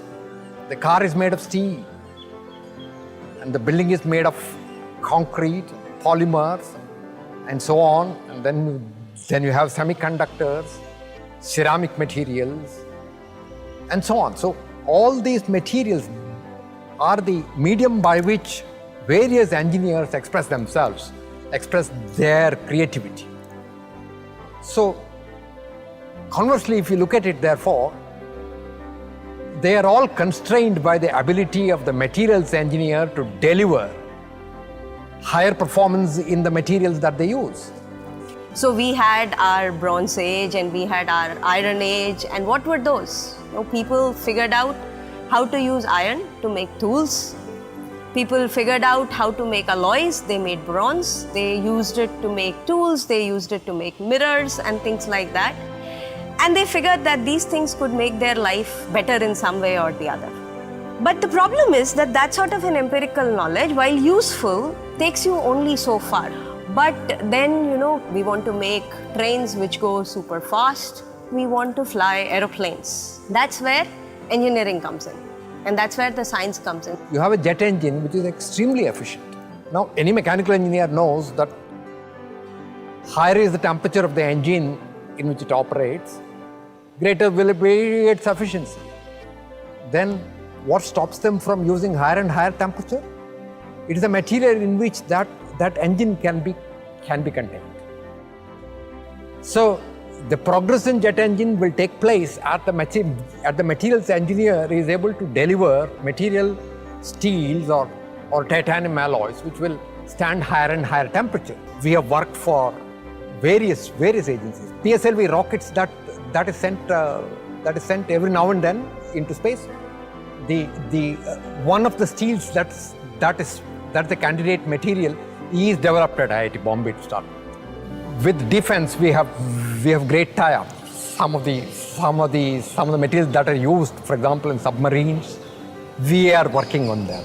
Invisible cloaking is like Harry Potter blanket, that if we are surrounded with that kind of material, that is a metamaterial, we can become invisible. We will not be able to be seen by the individuals. So that property would be called the invisible cloaking.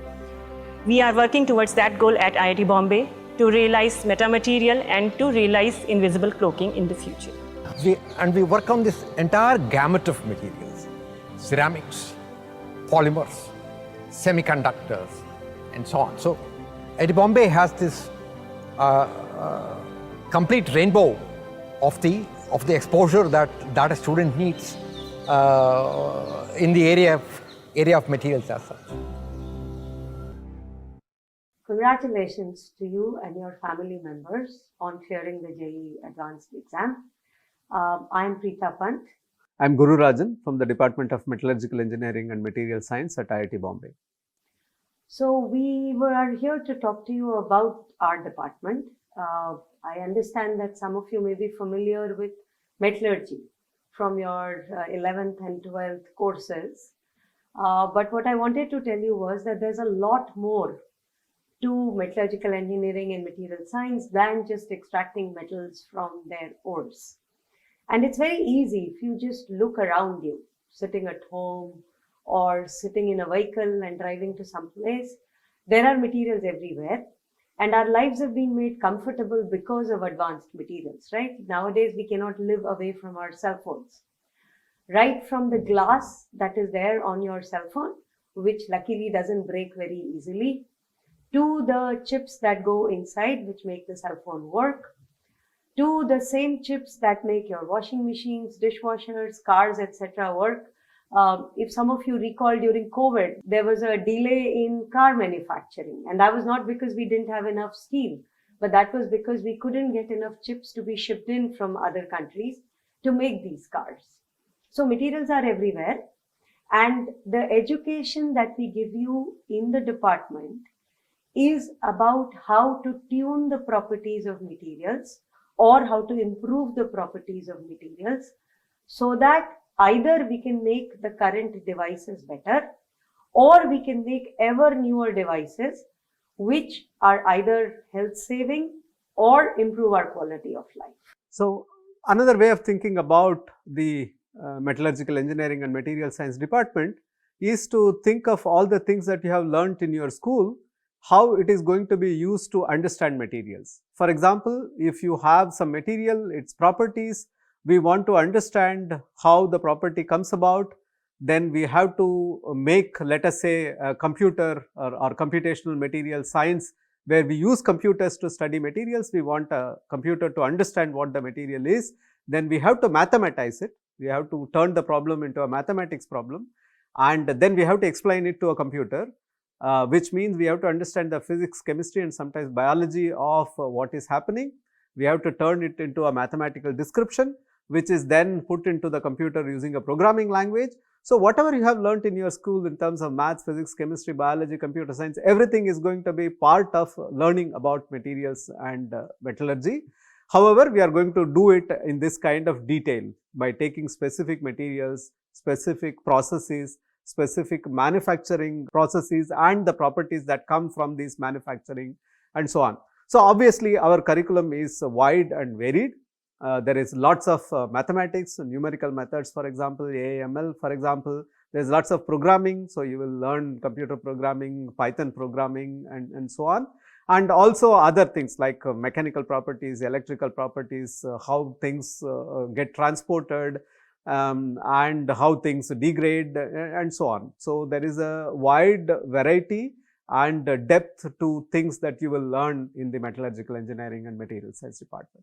So we do understand, like my colleague said, that it's a diverse field and that you will have your own interest, an interest that will develop as you go through the curriculum. So we've kept the core curriculum from the department to be very small. So you do 10 core theory courses, you do 5 labs, and then there are lots of electives for you to explore your interest.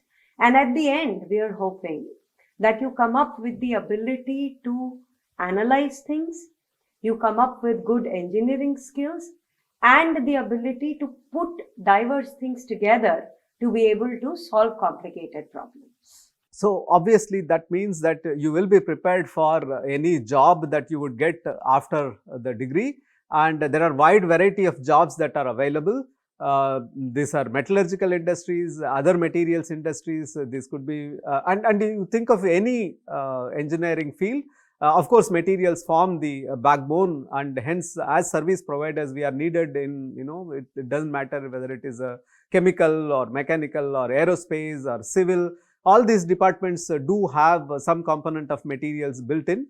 So a wide variety of companies hire our students, as you can see in the list, which is a non-exhaustive list of companies which are interested in hiring our students.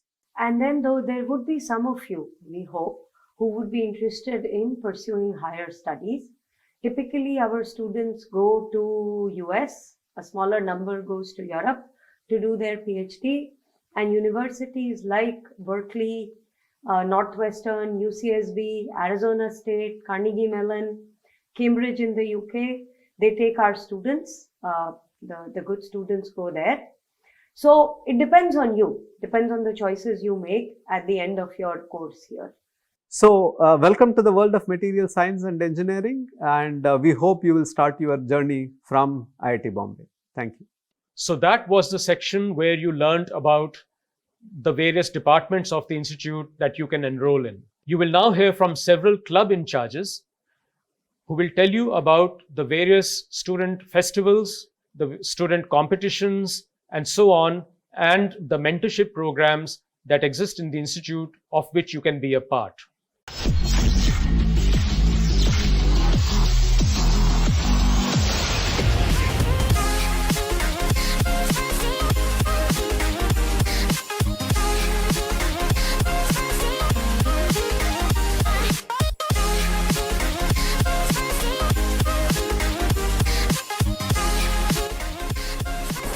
Hello, we are from IIT Bombay Racing and we build Formula style electric race cars. So we started the team in 2008 and initially we built combustion vehicles and then made the shift to electric vehicles in 2012.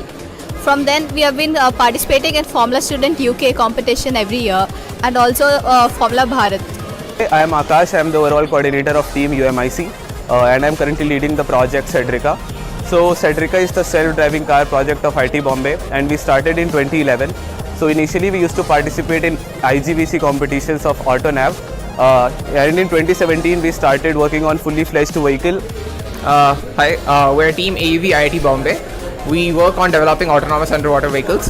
Here we have Matsya 6, the 6th iteration of our vehicle. Our team was founded in 2011 and currently we are a team of 55 plus members. Hello, we are the student satellite team IIT Bombay. I am Bal and he is Kanish and today we are here to present the team. This is Pratham. This is our first satellite and it was launched in 2016. Its payload was to calculate the total electron count in the ionosphere and it did it in a 1 km square area. Hi, we are ITB rocket team. We are a student rocket team recognized by InSpace and ISRO. Our goal is to send a 5 kilogram payload to 3 kilometers at 10,000 feet into the altitude. We are from Team Rakshak. Our main objective is to build autonomous UAVs for rescue and search operations. So we build the planes, UAVs and quadrotors for waypoint navigation, obstacle avoidance and object detection. Hello, this is Shruti from Team Shunya. Team Shunya works upon developing the sustainable houses at an affordable prices. So when it comes to sustainability in housing, we are targeting to achieve a net zero energy or net positive energy. Hello, I'm Hriday. I'm Aditya and we are the IIT Bombay Mars Rover team. So we are making the prototype of the Mars Rover and here is how it works. It uses the LiDAR sensors and it uses the camera systems that it has. Hello, we are Spark, solar-powered airship racing team, and we make airships. Airships are lighter than air systems, which are filled with helium or hydrogen, which provide the aerostatic lift. So in this case, they conserve a lot of energy in their, with respect to their counterparts like aircrafts or drones, which use a lot of energy just to stay afloat in the air. Hi, I am from Team UMIC. We are from Team Aero. We work upon building autonomous drones. As you can see here, this is a large-scale model of an autonomous drone which was aimed at the competition IRC Mission 9. The main objective of this competition was to traverse 3.2 kilometers and grab this mast and perform a replacement mechanism on it.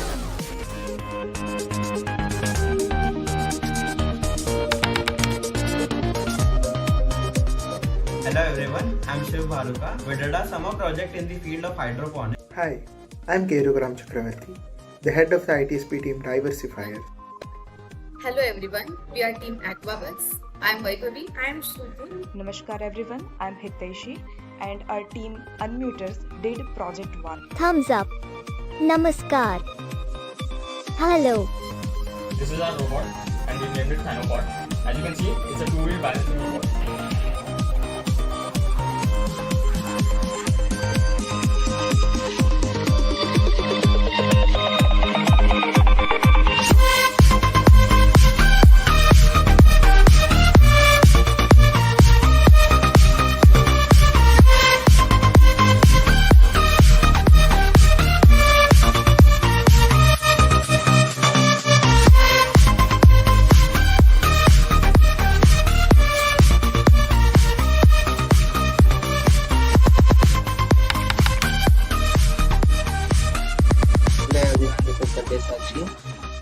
My topic for SOS is neural networks and data.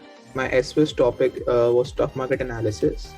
My topic for Summer of Science this year was quantum information technology. I am doing SOS on game theory and this is my report.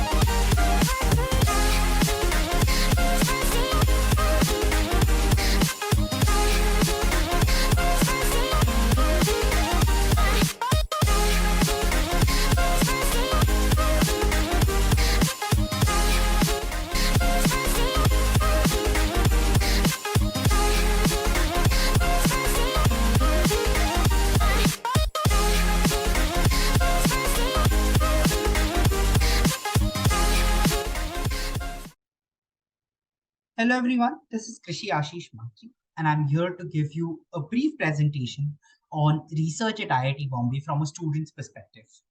First of all, I would like to congratulate you all on performing well on your JEE Advanced. Through this small presentation, I would like to show you how a student journey evolves in research at IIT Bombay. What are the specialities of research at IIT Bombay which can help you take a good decision.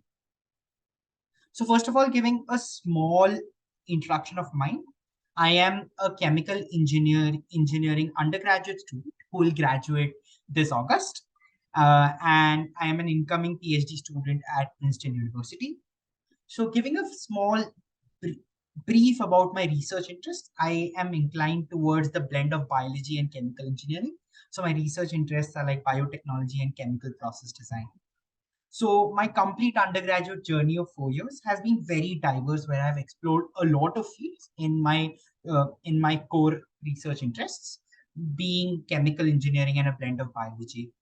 So first of all, I did proteomics, where we explored the potential of previously proven drugs against COVID-19. Then I worked on an industrial project in collaboration with industry to develop a process to make chemical. And finally, I explored a little bit of biotechnology, where we produced proteins and other products out of fungi, bacteria, and other microorganisms. So this is a brief introduction of mine. So coming on to the main topic of how IIT Bombay research has helped me and how IIT Bombay is a special university, different from all in terms of its research experience.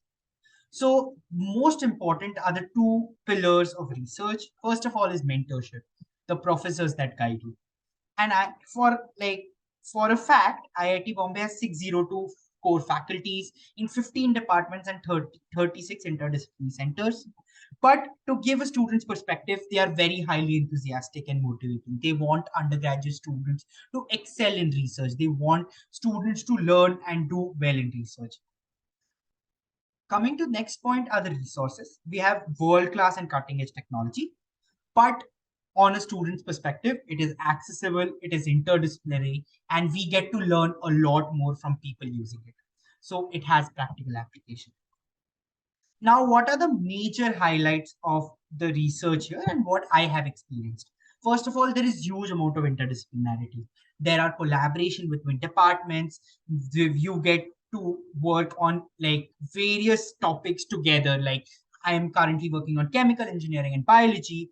Then they're impact driven. They try to solve major problems of the world like sustainability, climate change, malnutrition, energy problems, etc. And third thing, they are industry oriented. They are practical solution based problems. And a lot of professors and faculties try to develop technology which can be commercialized. And hence, IIT Bombay is a platform where you'll get a good blend of research in core sciences as well as practical research which can easily commercialize at industry. So that's why I feel that IIT Bombay is one of the best platforms where you can research, and my experience through these complete 4 years has been really good. My name is Rohan Shah, and I will be taking you through this PPT on a brief introduction to research at IIT Bombay. I'll mostly be talking through my own personal experiences and how IIT Bombay helped shape my research career. Just a brief introduction on myself. My name is Rohan. I recently graduated from the Civil Engineering Department at IIT Bombay, and I am heading for my MS to the University of Southampton. My research interest lies in the field of offshore engineering, specifically in fluid structure interaction, marine renewable energy, and wave hydrodynamics. In my spare time, I enjoy playing lawn tennis and watching horror movies. Coming to my research experience, I worked on two major projects while I was at IIT Bombay. The first one dealt with solving a real-world problem currently being faced in the city of Mumbai, which is to predict floods with a reasonable accuracy. We aim to create a model which uses crowdsourced data and other data from automatic weather stations and other sources in order to accurately predict floods with a lead time of 15 minutes. This will enable the users to make this decision of say whether they should go to office tomorrow or whether school should be shut or not. The second project which I worked on was on my bachelor's thesis, which was on studying the response of cylindrical structures in currents at very high Reynolds number. This has a very unique application and is actually used to extract energy. Due to vortex-induced vibrations, certain objects which are not streamlined can actually oscillate due to the forces acting on it. This periodic oscillation can actually be used to extract energy from these devices. On the other end, I got a chance to interact with leading scientists from around the globe. I got to attend high-level meetings with the heads of IMD, INCOIS, and IITM, and I got an opportunity to present my finding at a conference in France later this year. The overall experience at IIT Bombay was very fun, which gave me a perspective on what I want to pursue going ahead. Coming to how IITB helped me, the wide variety of courses which are offered at IIT Bombay exposed me to a variety of new topics and helped me find where my interests lie. IIT Bombay is very liberal and allows students to take courses from almost every single department. Programs like SOS, which is Summer of Science, and ICERC, the in-semester undergraduate research program, gave me the initial exposure to research. Professors and PhD students were extremely helpful and talked to me about their work and guided me. The push for interdisciplinary research to create visible research and a visible impact was highly motivating.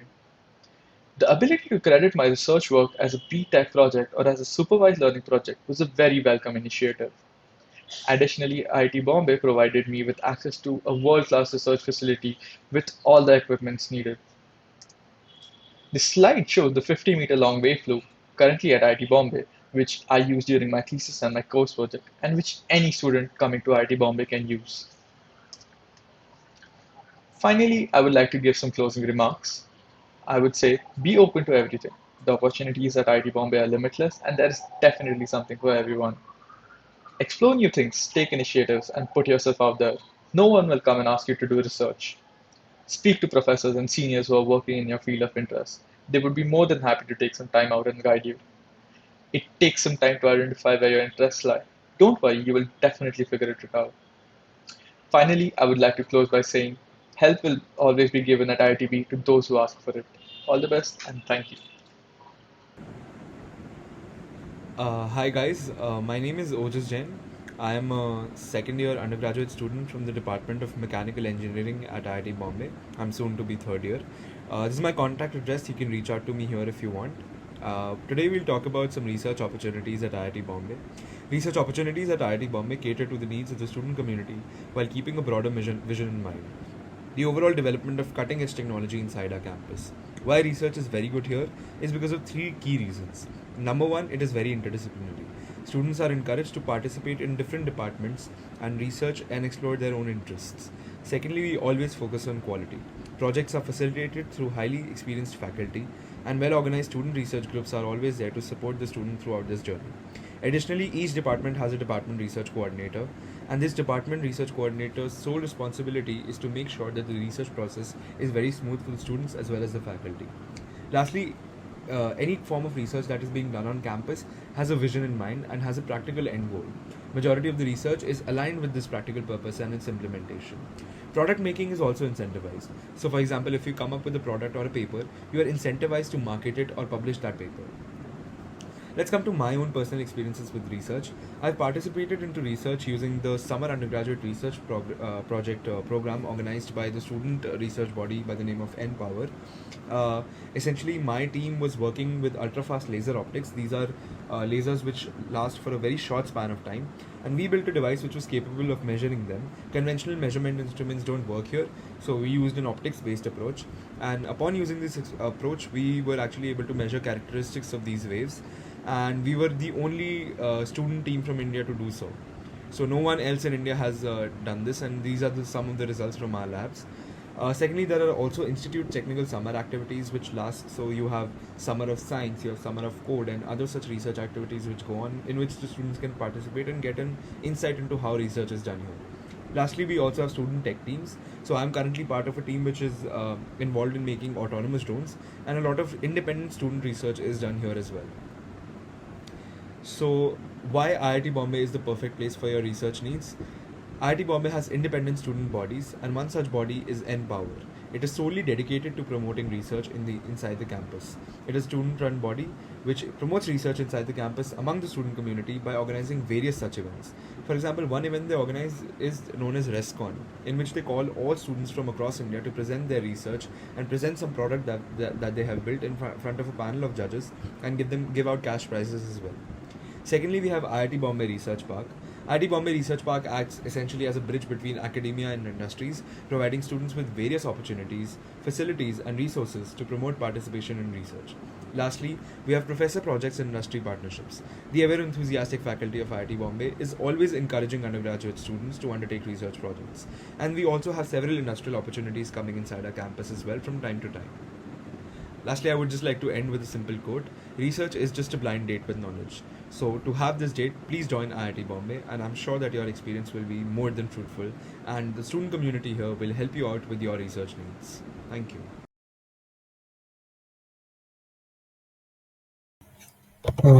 Hi everyone. So my name is Aryan, and I'm a fourth year CS undergrad at IIT Bombay, and I am interested in theoretical computer science. So, and specifically in theoretical computer science, I am interested in algorithms, and to explore this interest, I have done three internships: one at NUS Singapore, one at ISC in Bangalore, and one at the Max Planck Institute in Germany.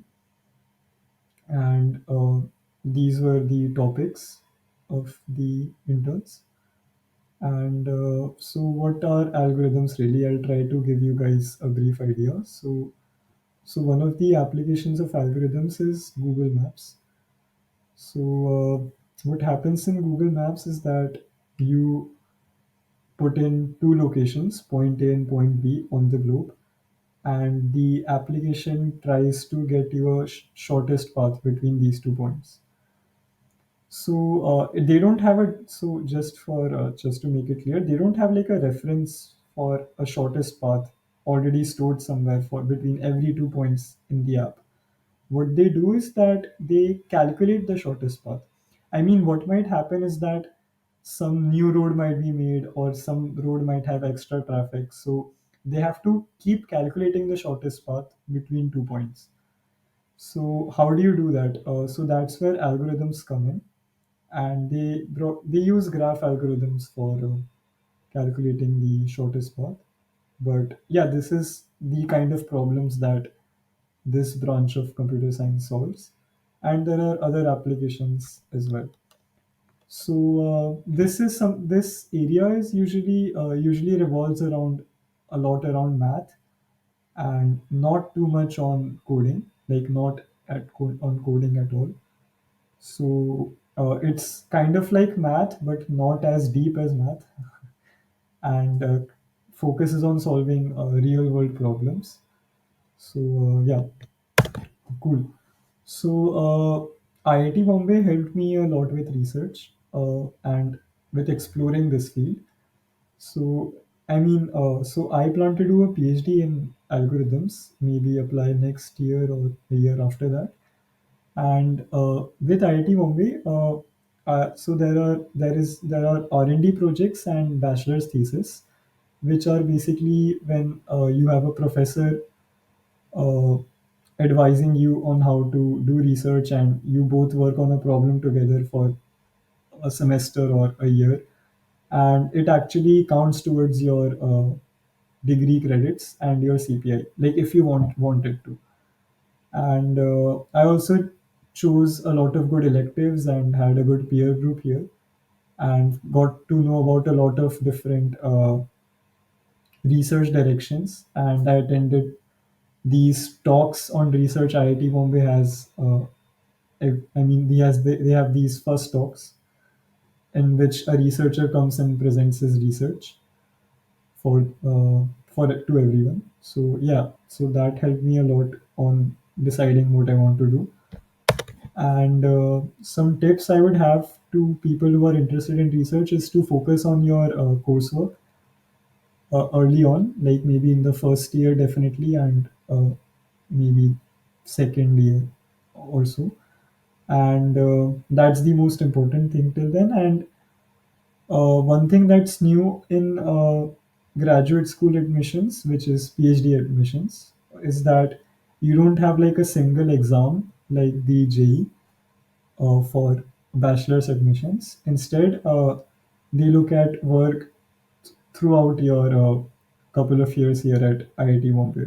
So the most important thing are letters of recommendations, which you get from professors when you work with them on research projects.